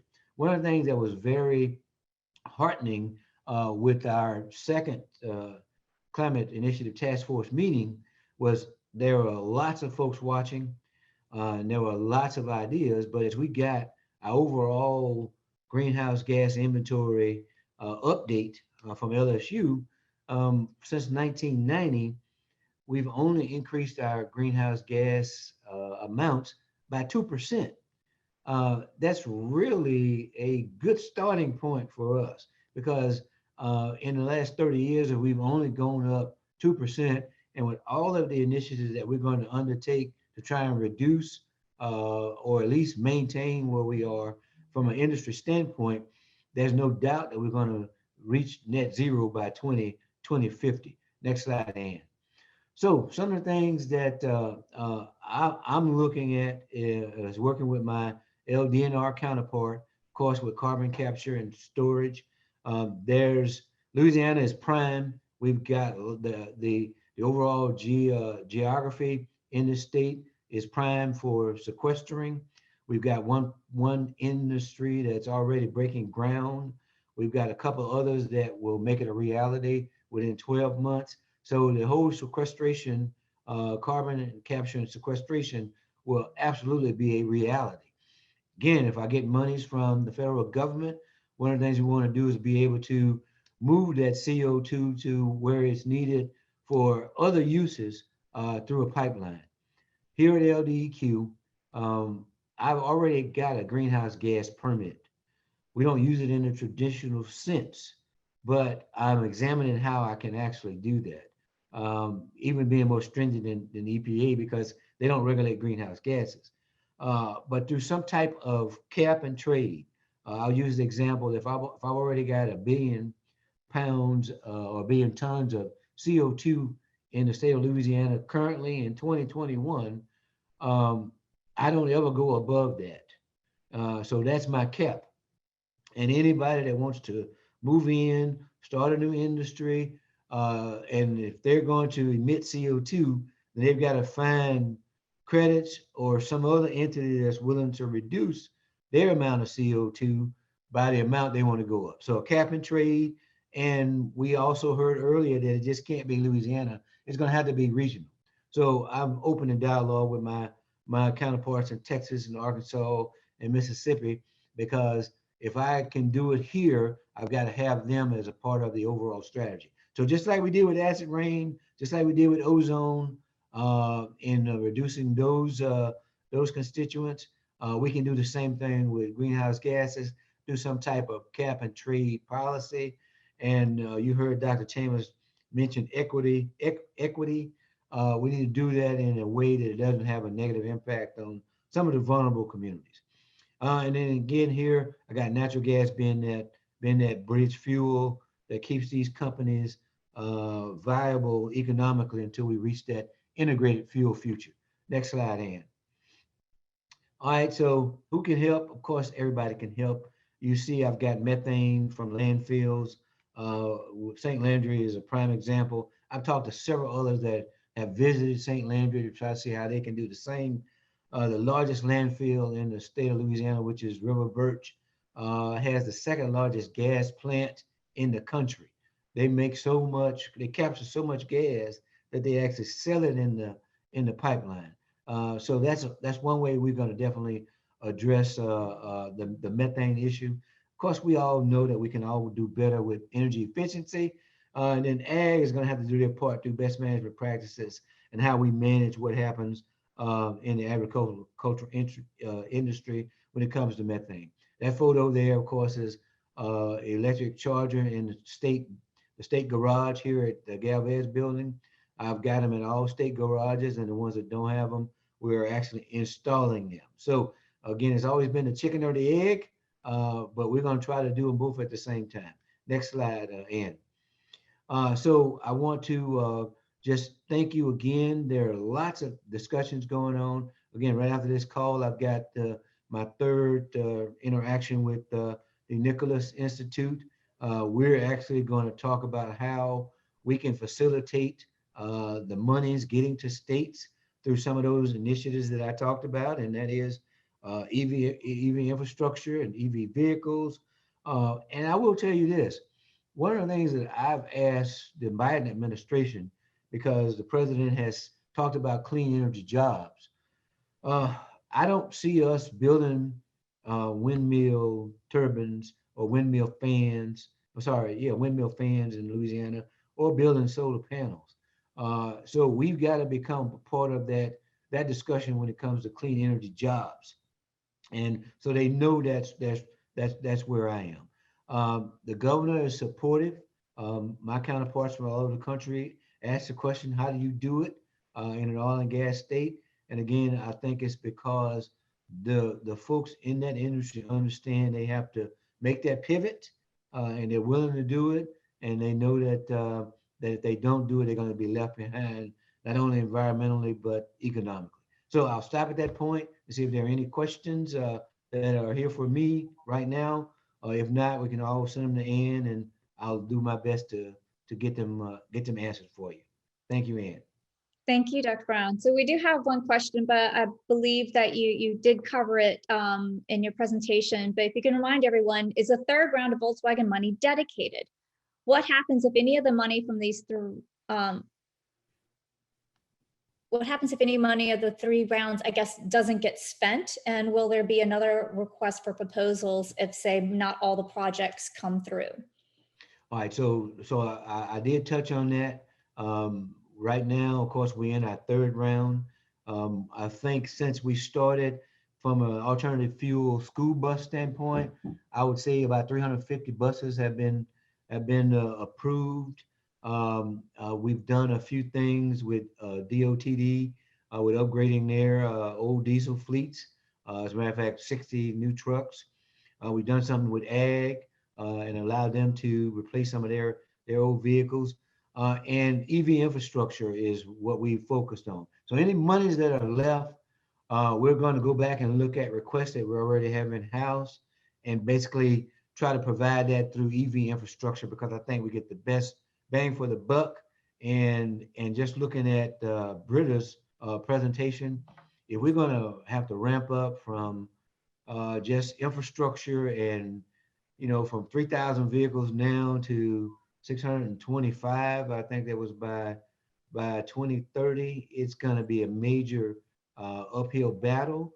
But with the GM announcement that says that they're going to be totally producing electric vehicles by 2035, it's a no-brainer. And I will let everybody know on this call that I've talked to my local Chevrolet dealer and got my bid in for that electric Hummer. So we'll see how that works out. All right, well, thank you again, Ann.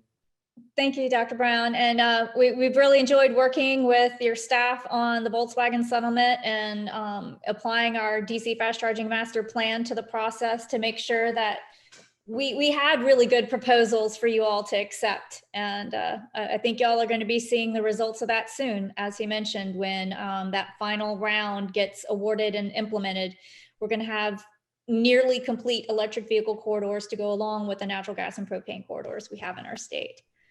Well, thank you. Thank you. Yeah, partnering with our state agencies and with all of our members has really led to a lot of success that we've had. And speaking of members, we are moving on to the carbon intensity of renewable fuels. Renewable Energy Group is one of our member organizations, and Troy Shoen is not a stranger to speaking at Louisiana Clean Fuels events. But so we have him here again today to talk on a slightly different twist. So this is kind of our carbon reduction coming out party. We've always been working on solutions that reduce carbon emissions and NOx emissions and help fleets save fuel, but we just kind of didn't talk as much about the carbon intensity. So we're really excited to have him here today to talk about the carbon intensity of biofuels. So Troy, you ready? Yeah, you bet. Thank you, Ann. Awesome. Thanks everyone for joining us here today. It's been great content so far, and I hope I can live up to what's already been established here. But as Ann said, we wanted to focus today really around carbon intensity of liquid fuels, and a focus around the different fuels and everyone's familiar, at least most people are familiar with the low carbon fuel standard in California and how that's really driving demand for renewable fuels in the state. And that's kind of the example that we look to as far as looking at carbon intensity of various fuels and look at the California GREET model for calculating some of that. but there's other ways to do it as well, and we'll talk about that a little bit here. I am going to conclude today too with a survey that Renewable Energy Group conducted here recently, just at the end of 2020, around various types of renewable fuels. And there's some really good learnings out of that survey. And I wanted to share those results here today as well. So first few slides here are just about Renewable Energy Group to introduce us. So my name is Troy Shoen. I'm a senior sales and marketing manager with the organization. I've been there for 6 years. If you want to go to the next slide, Ian. Renewable Energy Group is, we have a total of 12 biorefineries across the country. Is the slide changing, Ian, on your end? Or?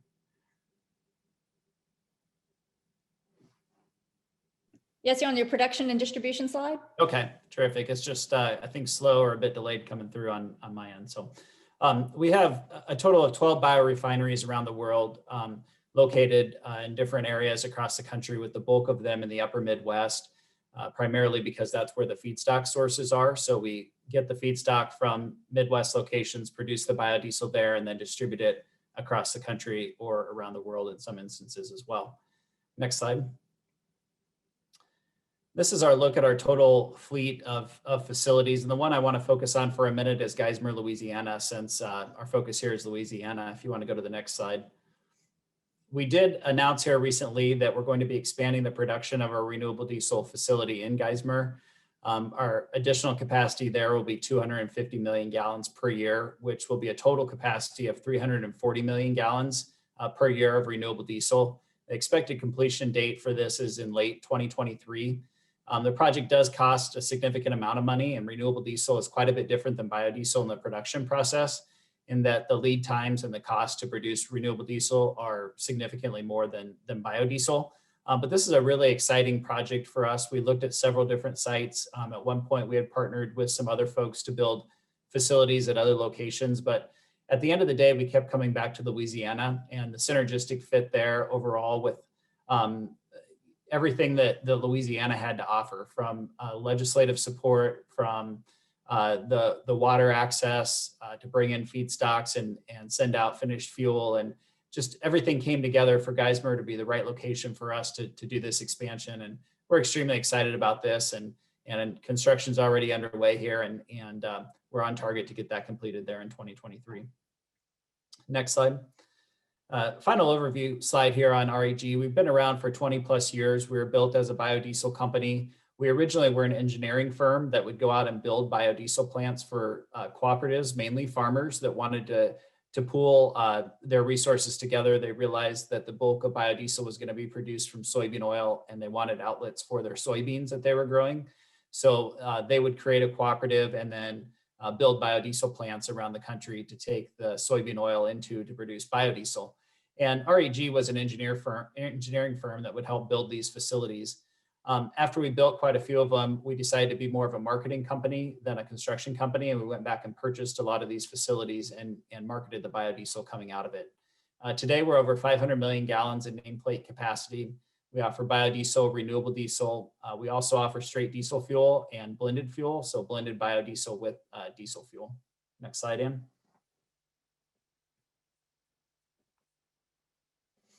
If you want to go to slide 8 there. So what is biodiesel? Biodiesel is very simple to make. And I mentioned some of the complexities of renewable diesel production, and biodiesel is really pretty easy. So easy, in fact, that people could do it in their garages, and they were in the early days of the biodiesel industry.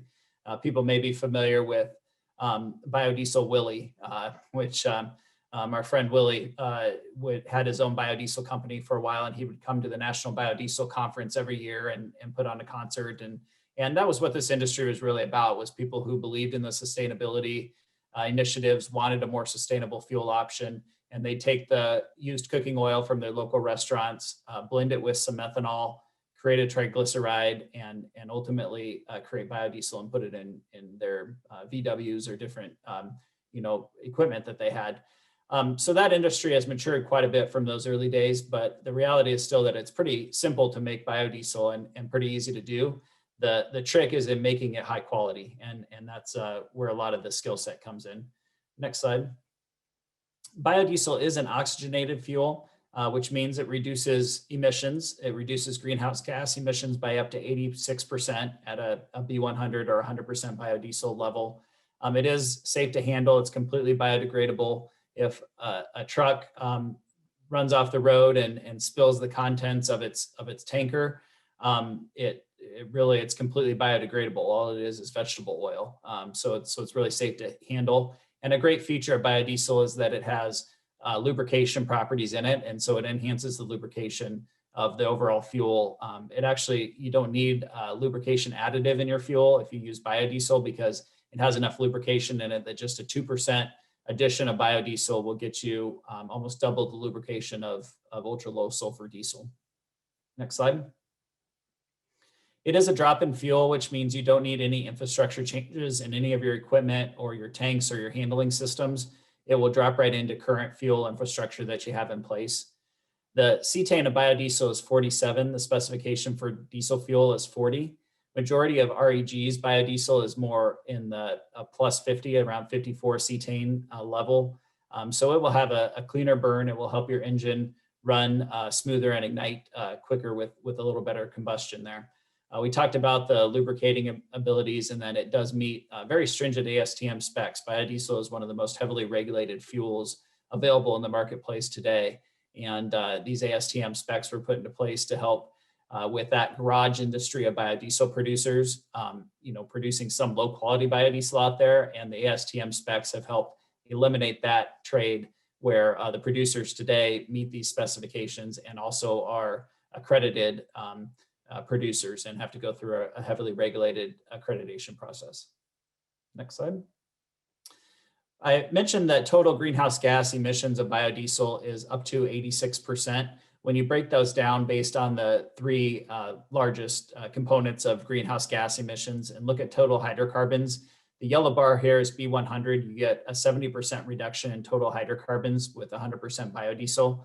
At a 20% or a B20 blend, you get 10% reduction in THCs.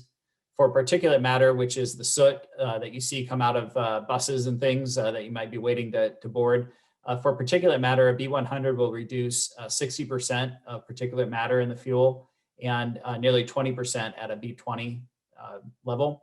For carbon monoxide, we have over a 20% reduction on a B100 basis and about a 5% reduction at a B20 level. So pretty significant reduction in emissions with the use of biodiesel, even at just a 20% or B20 blend.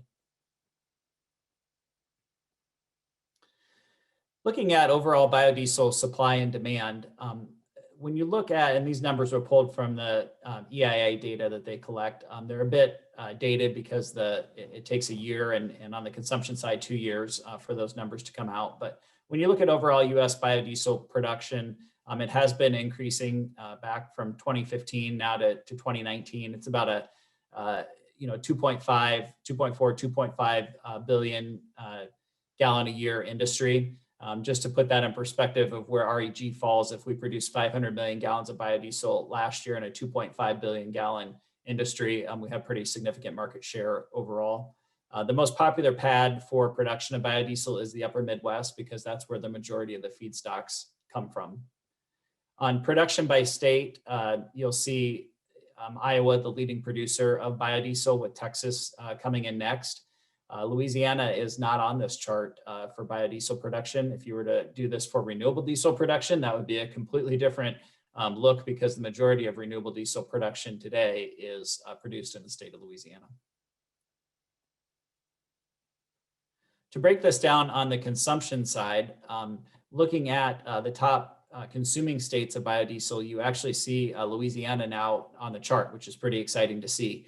So if you compare the top 10 producers with the top 10 biodiesel consumers, you'll see a lot of lineup, but some of the things you won't see is Louisiana on the production side, but you will see it on the consumption side. So Louisiana does a pretty good job of consuming biodiesel in their blends. A lot of it is just the biodiesel that is already contained in the diesel fuel that's sold by the obligated parties.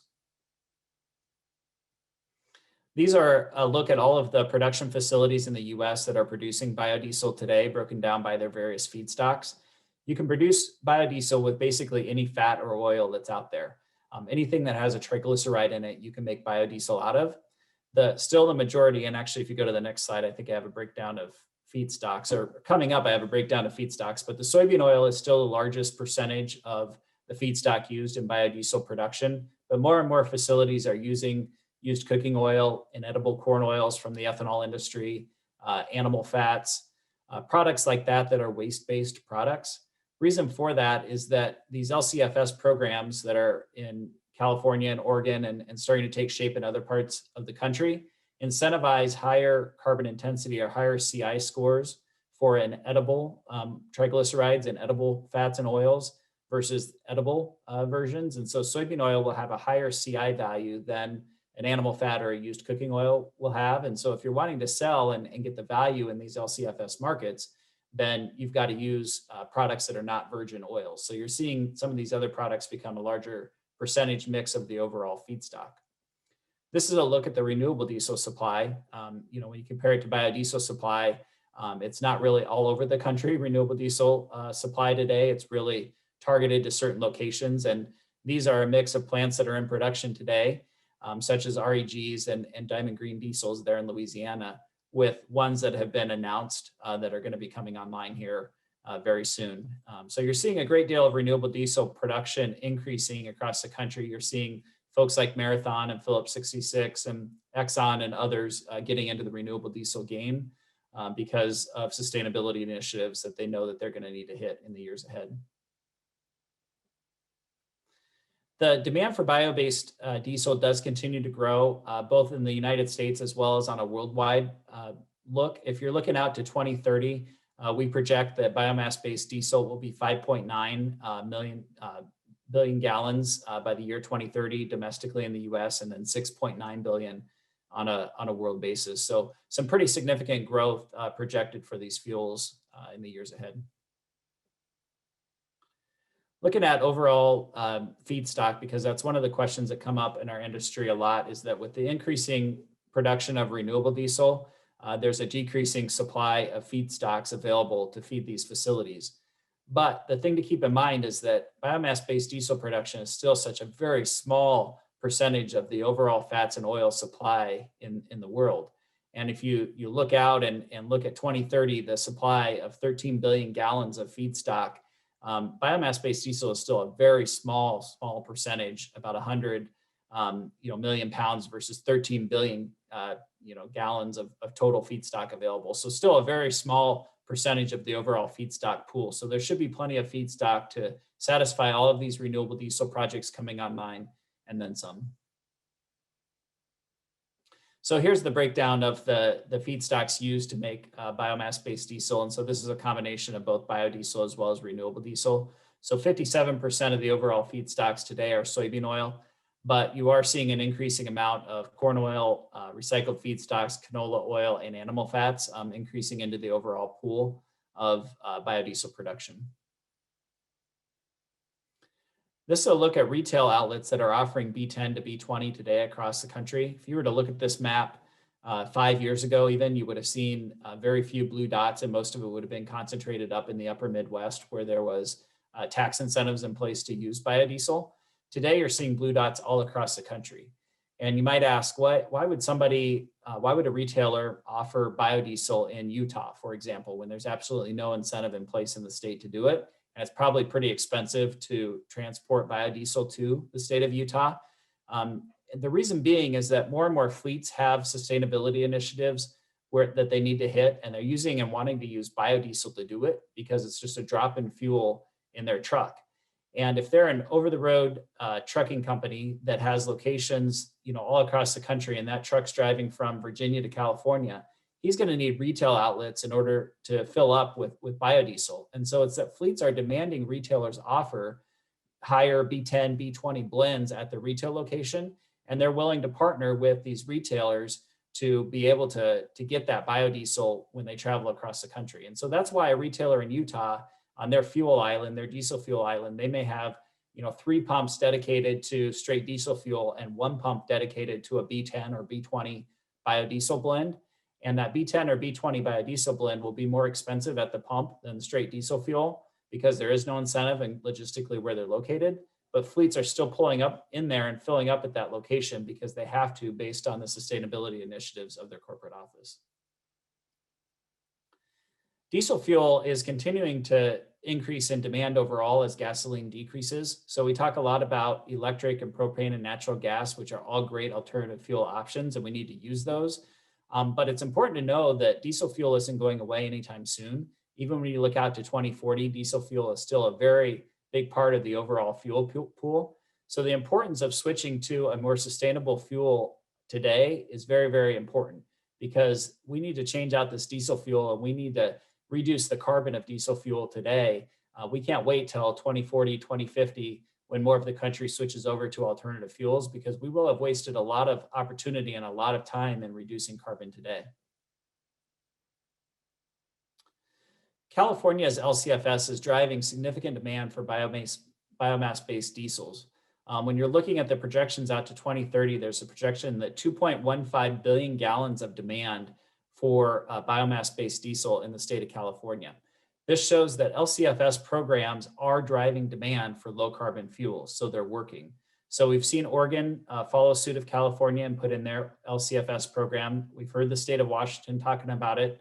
Canada, and in particular, British Columbia, has put in LCFS programs.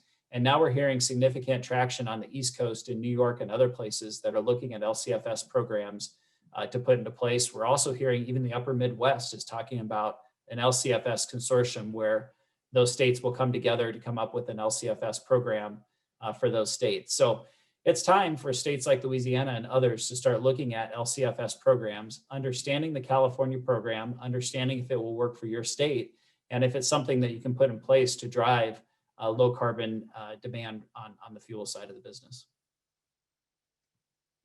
The percentage of fuel type used to meet the LCFS is significantly ethanol today, with renewable diesel a large percentage as well. So this is the total breakdown of the different fuels used to meet the overall LCFS in California. So this program is driving use of these renewable fuels, ethanol becoming a much smaller share of the overall pool, with renewable diesel becoming a much larger share. Quickly on biodiesel economics, one of the things I hear in a state like Louisiana, where there is no state incentive in place, is does it make sense for me to still use biodiesel, or am I going to spend more money on biodiesel? And the answer is it depends. It depends on economic factors for one, the logistics of getting the biodiesel into the state, and then overall what the distributor wants to charge for biodiesel.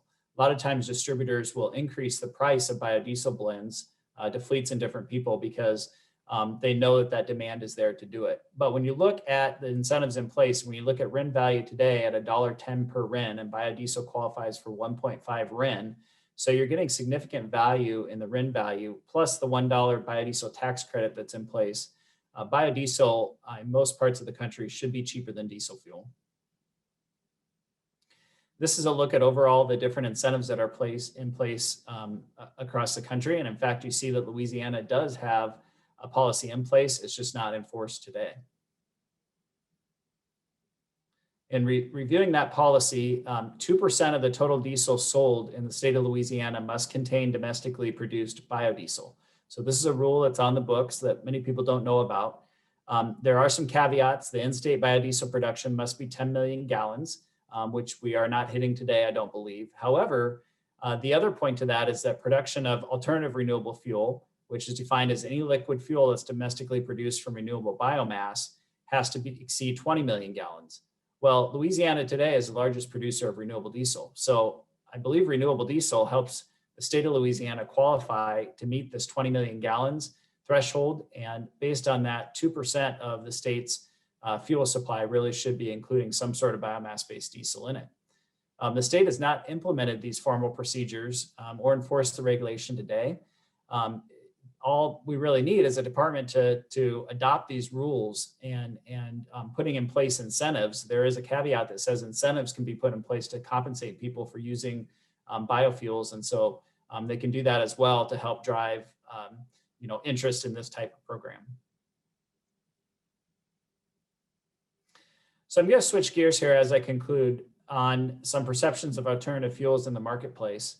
And REG if you want to switch to the next slide there, Ann, REG commissioned a study by Edelman Research, a leading research firm. It was a study that was conducted over the course of July through September of last year. It was a mix of quantitative, qualitative, and different research methodologies to get a sense of the perceptions of, specifically, we were looking at biodiesel and renewable diesel, but we got into some of the other alternative fuels as well. If you want to go ahead and go to the next slide. I'm on the 2020 market research study slide. Yeah, you can go ahead and go to the next slide. That's just kind of an overview of the outline of the number of people that were interviewed. So looking at the online portion of this research, the key takeaways is that policy discussion dominated the conversation online. So 55% of the conversation around renewable fuels was focused on policy. Specifically in the biodiesel space, it was around the renewable fuel standard, small refinery exemptions, and the biodiesel tax credit. 95% of the overall biofuel coverage online had neutral to positive sentiment. Some of the key themes from that was that they saw biofuels as a pathway to more sustainable future, and they saw renewable diesel was really well positioned as being the next breakout biofuel. The final thing learned as we looked at the key takeaways from our online discovery is that electric vehicle technology has really good consumer side appeal. It's really a symbol of the future, and the sentiment that was consumers will not move to EV until adequate charging stations are available. So that was some of the dialogue that we were seeing online as we took a look at the renewable fuel space.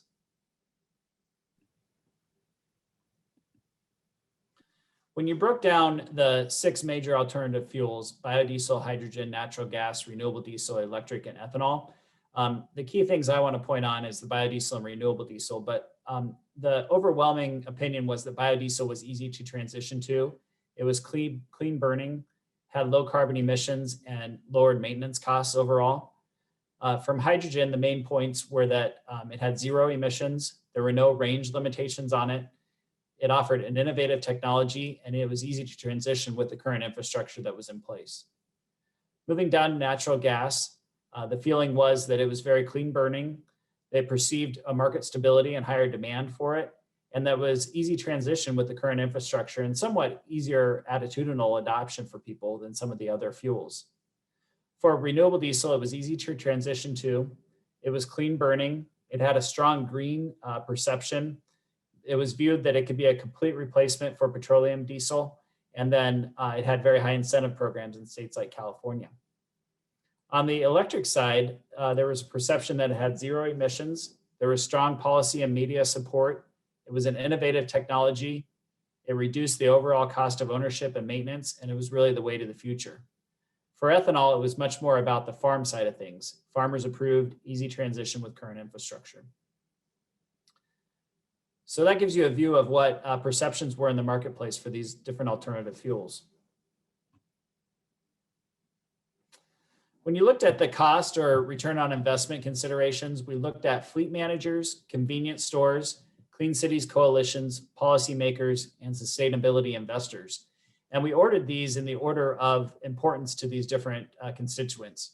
So for fleet managers, it was really about the upfront investment costs. So they're looking at how much will it cost for me to employ these different technologies in my system. They wanted a cost savings, and they wanted to look at that equation of what the cost savings potential was versus the upfront investment it was to move to this renewable fuel. For convenience stores, it too was the upfront investment cost. What would it cost for me to use this particular fuel? And then the potential profit I can get from it by offering this fuel. For clean cities coalitions, they were looking at what's the cost savings potentials of the different fuels, what incentives are in place out there, and what's the cost sharing potential? So how much can be shared with end users to take advantage of these alternative fuels? For policymakers, it was about the cost savings potential. What was the maintenance, the fuel efficiency? What is the scale of emissions reduction? So which alternative fuels can help us get to the biggest decrease in emissions overall? What's the scalability of the fuel? Those were important components to it. And then the final one was sustainability investors. So what's the price stability of it for me to invest in this alternative fuel? What's the supply stability? It's really around how scalable and how sustainable is this industry long term. The key takeaways from the interviews that we conducted was that stakeholders are really looking for ways to clean the air now. So we talked about the low carbon now messaging, that it's really important. We can't wait 10 or 20 years as technologies develop and as different infrastructure gets put in place. We really need solutions right now for lower carbon fuels. We need to recognize this urgency of transitioning, and biodiesel was viewed as a solution that can be scaled really quickly and be used today. The cost or return on investment is a really key consideration when considering all these different alternative fuels. We want to do something positive for the environment that brings reputational benefits to our company for transitioning to these alternative fuels. And the environmental benefits of the alternative fuels need to reach across all stakeholders. When we looked at the qualitative portion of this study that we did, we asked, has your opinion of climate change become any different since COVID-19? And we saw a significant increase among fleet decision makers and opinion leaders. We saw less of an increase among active voters. So interestingly, COVID and the changes there haven't really impacted anything from a voter perspective. But when you look at those decision makers that are making choices, the need for low carbon now has become more important. And I think we've seen that because we've seen, clear skies in California as driving decreased, and other parts of the country as people, hunkered down in their homes. We saw the environment improve, and people were able to see, mountains and hills and things that they hadn't seen before because of all of the carbon that was in the air.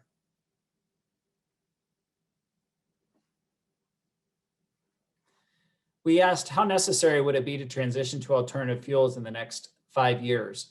And looking at public fleets and private fleets, there wasn't a whole lot of difference, but over half of them said it's going to be very necessary for us to transition to alternative fuels here in the next 5 years. So they're going to be making this push and making those changes.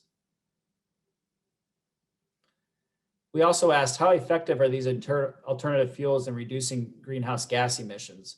So electric came out on top pretty much across the board with fleet decision makers, opinion leaders, and active voters. The interesting thing here is that electric was by far the highest percentage among active voters compared to the other fuel choices that we offered up in this question. We did see a big gap between fleet managers and active voters when it came to biodiesel. So this is something that we're looking into to try to understand. I think biodiesel industry as a whole has not done a good job of reaching out to the general public and helping them understand what biodiesel is and what it can do overall. And so I think that's why you're seeing that gap. I think fleets kind of understand it much better than the general public does. And our final one here on the qualitative study is that biodiesel and electric vehicles are considered the most viable future fuel source for the future. I would throw renewable diesel in there as well. I think renewable diesel and biodiesel in this case were sort of interchangeable. And renewable diesel has a lot of the interest right now today as it relates to opportunities for the future. 92% of fleet decision makers said that they would likely transition to more biodiesel in the future, and that the return on investment attributes that fleets consider important to biodiesel are listed below there. So fuel cost is very important to them, which is no surprise as we talk to these fleets every day. So that concludes our study that we did and some information from that. We have additional information that we'll be rolling out here over the next year throughout 2021 from this research, which will be really interesting. I think you guys can use to drive some of your programs and some of your initiatives. Hopefully that gives you a sense of the importance of low carbon now, how biodiesel and renewable diesel play into that, and the position that the state of Louisiana can take in driving those types of initiatives forward. Thank you, Troy. We do have one question for you. Was wondering why wasn't propane included in that study? Yeah, that's a really good question. I actually will have to go back to the study designers and ask that question. I'm not certain why that was omitted, and in my mind, and probably the whoever asked the question as well, that was an oversight that it should be included. So I'll go back and get that answer and let you know. Fantastic. Well, if we have any more questions, we're going to hold them to the end of the presentation so we can make sure Sam gets his time. Sam with the Coalition for Renewable Natural Gas will be talking about one of our fuels that we are really proud of producing here in Louisiana as well. It's renewable natural gas. So Sam, are you ready? Yeah, sure. Thanks, Ann. Awesome. Good afternoon, everyone. And thanks, Ann Tyler, the Louisiana Clean Fuels team, for having us today. I'm Sam Lehr, Policy Manager with the RNG Coalition, and I'll be providing you all with an overview of the mechanism and carbon benefits of RNG, including a dive into carbon intensity scoring, building a bit off of Troy's presentation. Next slide, please. So to start, a little bit about the RNG Coalition. Our organization is an educator and advocate for the RNG industry in North America. Our mission is to advocate for the sustainable development, deployment, and utilization of RNG so that present and future generations will have access to domestic, renewable, clean fuel and energy. And we accomplish this by bringing together over 280 members from across the industry, representing 98+% of North American RNG supply, with interests in sectors ranging from academic to corporate buyers to labor in pursuit of our goals. Next slide, please. So each of our membership categories includes a wide variety of organizations. We have them divided up into 3 categories. So here are our leadership members. Next slide, please. Here are our general members, just so you can all kind of get a taste of what's out there. I know Louisiana Clean Fuels is a member, so kudos to you guys. And here are our academic members. And so all of our members collectively form the coalition, building partnerships, serving as advisors, and moving our industry forward as we all work toward carbon neutrality in 2050. So what exactly is renewable natural gas? Generally speaking, the term renewable gas encompasses all types of gases which are derived from renewable resources, and that's not necessarily limited to the energy sector. So renewable natural gas is distinguished by its chemical composition, primarily methane, which allows it to be used in any application which might otherwise run on conventional natural gas. RNG from anaerobic digestion, where organic matter decomposes in the absence of oxygen, is known as biomethane, and is the most common form of RNG available today, produced from waste streams, such as landfills, diverted organics, food waste, wastewater, and agricultural operations. And so green hydrogen is another renewable gas, which is receiving increased attention for its decarbonization potential, and can be produced using renewable electricity, biomethane, and other feedstocks.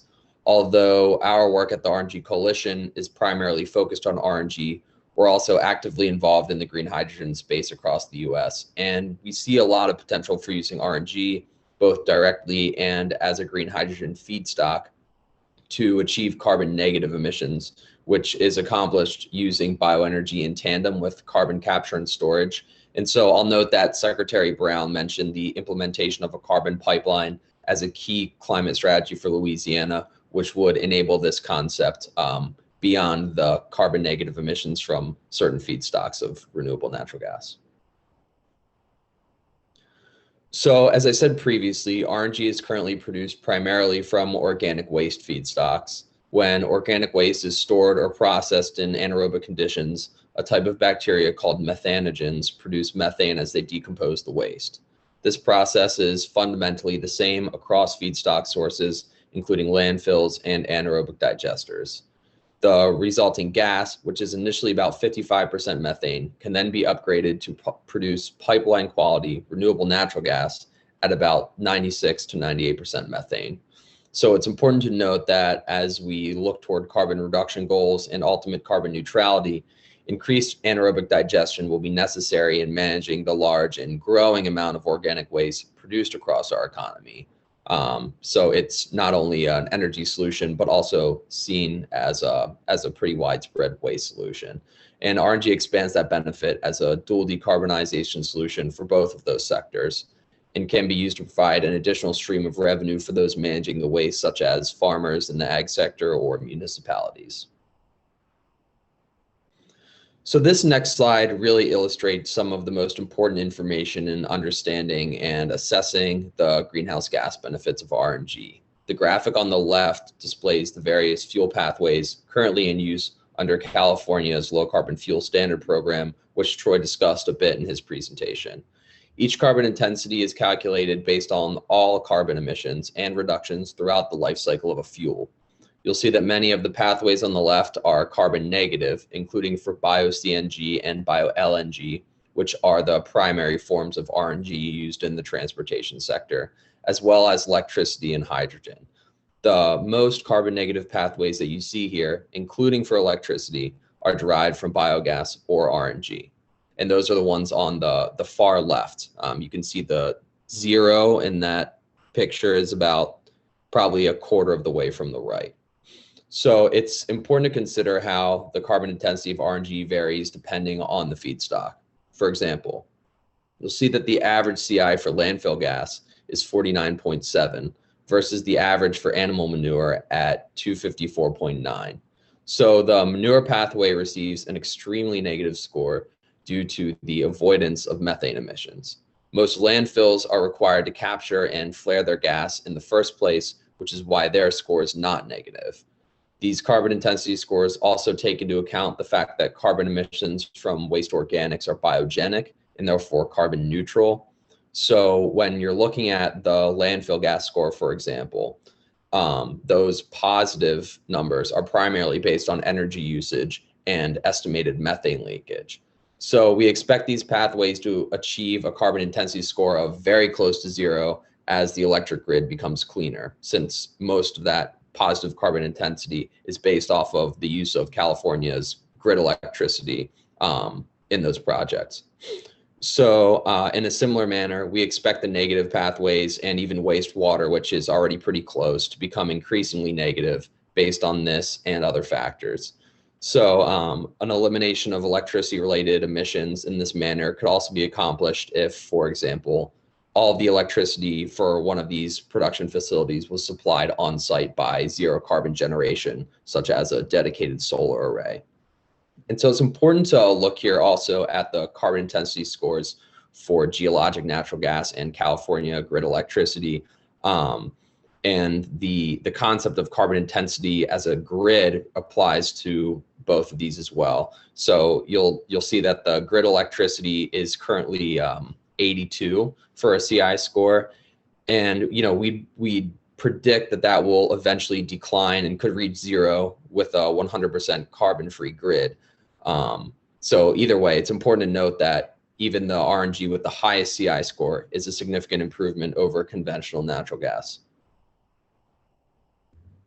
And here's just another way to illustrate the comparative GHG benefits of RNG. Again, we expect all carbon intensities to decline, and in particular, the electricity and RNG pathways to approach 0 as the grid becomes cleaner. I realize this section is particularly dense, talking about the CI scoring, so I'm happy to answer any questions either after this presentation or offline.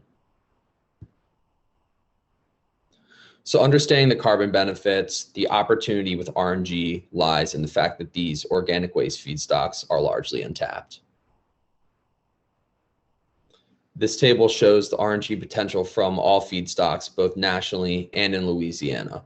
You'll note that organic waste feedstocks, what we've been discussing, are on the left, and on the right are gasification feedstocks, a process which is not yet commercially scaled, but is still considered by ICF in their high case RNG production modeling here. I should note that we did use the high case from the ICF and American Gas Foundation study to retrieve these numbers, not the technical case, which would have given us larger production values. So overall, RNG from organic waste feedstocks in the region could supply equivalent to 10% of current natural gas demand in Louisiana, which is quite a significant amount, especially given the large number of industrial processes in the state, many of which are likely not suitable for fuel switching strategies. Here's a project map that we maintain at the RNG Coalition, which is available on our website. We like to highlight that between June 2019 and June 2020, more RNG facilities were brought online than in the first 30 years of the industry's existence. So this proves that the industry can scale quickly given the right signals. It's also important to consider how RNG from these facilities can be shifted to satisfy demand in different sectors over time due to its flexibility in all natural gas applications and use of the existing gas system, but more on that later. So I included this slide to highlight the growth of RNG specifically in the transportation sector, which has been the main driver of our industry since 2014. Again, this illustrates how we've really been successful as a transportation fuel and in scaling our industry. So given the carbon benefits of RNG and our ability to scale, how do we keep growing and addressing greenhouse gas emissions from the waste and energy sectors? World Resources Institute recently published a guide to RNG for state policymakers, which is where we pulled this graphic. I'd highly recommend looking at the paper and accompanying blog if you're interested in learning more about RNG. It really provides an in-depth but very digestible overview of RNG feedstocks, barriers to development, and policy drivers. And here we see a variety of policies which can be used to promote RNG and their various attributes. The carbon-weighted low-carbon fuel standard, which is what they have in California and other states, and the renewable gas standard in particular are great drivers for RNG. Incentivizing different energy resources based on their full carbon benefit results in the maximum amount of total carbon reduction. And again, RNG is the most carbon beneficial feedstock in natural gas, hydrogen, and electric applications. So from a policy perspective, one big takeaway is that policies which include life cycle accounting, which results in carbon intensity scoring, as we discussed earlier, are the most beneficial to RNG. These are common themes in the Tier 1 policies, which we really like. As I mentioned, the low carbon fuel standard and renewable gas procurement standard. There are currently LCFS programs in place in California, Oregon, and British Columbia. Canada is working on implementing a federal LCFS, and we're also looking at New York, New Mexico, and Washington State as jurisdictions where these policies will potentially be legislated in the near term. Thermal renewable portfolio standards are also beneficial for promoting RNG growth, as seen in Tier 2. And sometimes jurisdictions will begin with a feedstock study as a good starting point for future RNG policy. These often include a more granular assessment of RNG potential in a given jurisdiction, as well as a study of potential policy changes required to effectively develop the resources. So finally, I wanted to touch on the significance of renewable natural gas in the context of Louisiana. Many of you here are familiar with the landfill gas project operated by St. Landry Parish Solid Waste District. This is a truly great example of how RNG can be used to circularize the economy and provide environmental benefits. As the first landfill gas facility in Louisiana, the first on-site RNG fueling station in Louisiana, and the first off-site fueling station served by a tube trailer in the US. These guys are really groundbreaking. And, so it's clear that these types of projects are successful in Louisiana, and we'd like to see that success continue to expand. There are a few reasons why Louisiana is really very well suited for RNG development and use. Generally speaking, there's significant opportunity to implement anaerobic digestion technologies and reduce greenhouse gas emissions as a primary climate strategy in the waste sector, including the agricultural sector. But importantly, Louisiana's existing natural gas infrastructure will make it easy for RNG facilities to interconnect with the gas grid. And as the third largest natural gas consuming state, there's a lot of opportunity to decarbonize natural gas end uses, including industry, which makes up 3/4 of the state's demand. And so looking forward, thinking about RNG policy, it's important to consider the near-term benefits of RNG as well as its long-term applicability. RNG is a well-developed technology currently available at the commercial scale, which in a carbon neutral world will be a necessity for decarbonizing certain end uses which currently rely on conventional natural gas. Anaerobic digestion will be necessary in a separate manner, even with other waste management strategies in place to deal with the large and ever-growing volume of organic waste produced across our economy. So therefore, developing policies which scale RNG now will result in substantial near-term greenhouse gas benefits, which will be carried on through the long term. RNG has been and continues to be very successful and useful in decarbonizing the transportation sector. We see continued growth here. Voluntary buyers, typically corporations who have natural gas processes and are looking to reduce their carbon emissions, are also turning to RNG. And natural gas distribution companies are also increasingly looking at RNG and its potential long-term role in their networks. So our existing natural gas infrastructure is vast, serving end uses which may be decarbonized through fuel switching, electrification, or other strategies in the long run. and others where that's just not a realistic possibility, and where the dispatchability and reliability of renewable gases plays an important role. So the key here is to consider where we've seen RNG be successful historically, the ultimate flexibility of RNG to serve all natural gas end uses, and the significant benefit of building these facilities to deal with waste and energy emissions now. So thanks again. And with that, I'll wrap up here. And I think we're going to have a Q&A session. Yes, thank you, Sam. We are definitely going to be having some more webinars based on renewable natural gas coming this year, as it's one of our focus areas for our programmatic goals for the year. And I know Dr. Brown is personally very interested in getting more landfills to look at collecting their methane and utilizing it in this way. So we're very excited about the future of expanding renewable natural gas in Louisiana. But we did have, oh gosh, the question, I had it up. It was, what is the Biden administration? Do you have a feel for what the Biden administration is saying or thinking about renewable natural gas? Have they addressed this as one of the methods, or have they not gotten to that point yet? Sure, yeah, we've seen some conversation from Biden actually during his campaign, and in a few instances where he discussed the technology. So, you know, we think that they're favorable towards it. And I know that some of the discussions going on right now actually involve maybe implementing a federal low carbon fuel standard.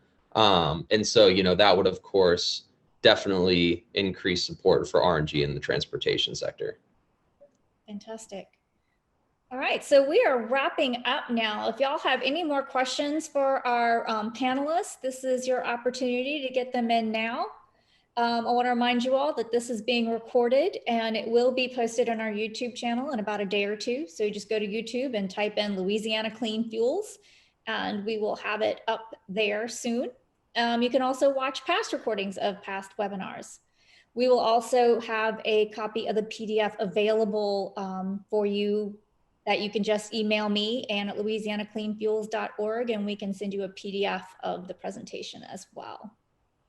And if you need anyone's contact information, if you didn't write quick enough or get their emails or phone numbers down, again, you can email me at Ann at louisianacleanfuels.org and I can get that to you. I did have one question, Ann, or one clarification that might be nice to hear.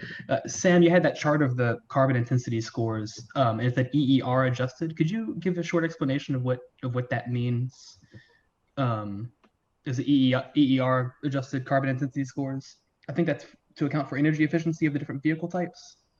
Yes, it is. So that would account for differences between, you know, the chart includes liquid fuels, gaseous fuels, and electric fuels. Right, so that they're basically accounting for the differences there.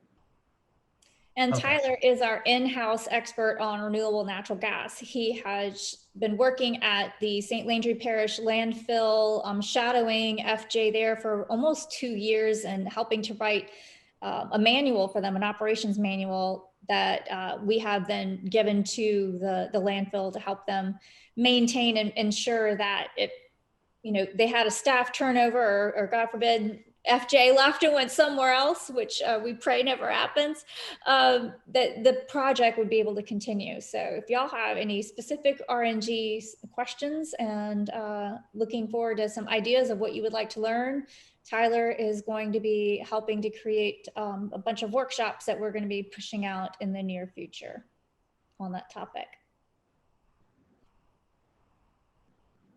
All right. Do we have any more questions? This is the last call. All right, thank you so much, everyone, for coming here today.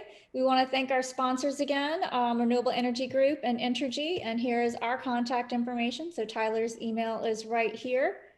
And got one chat item.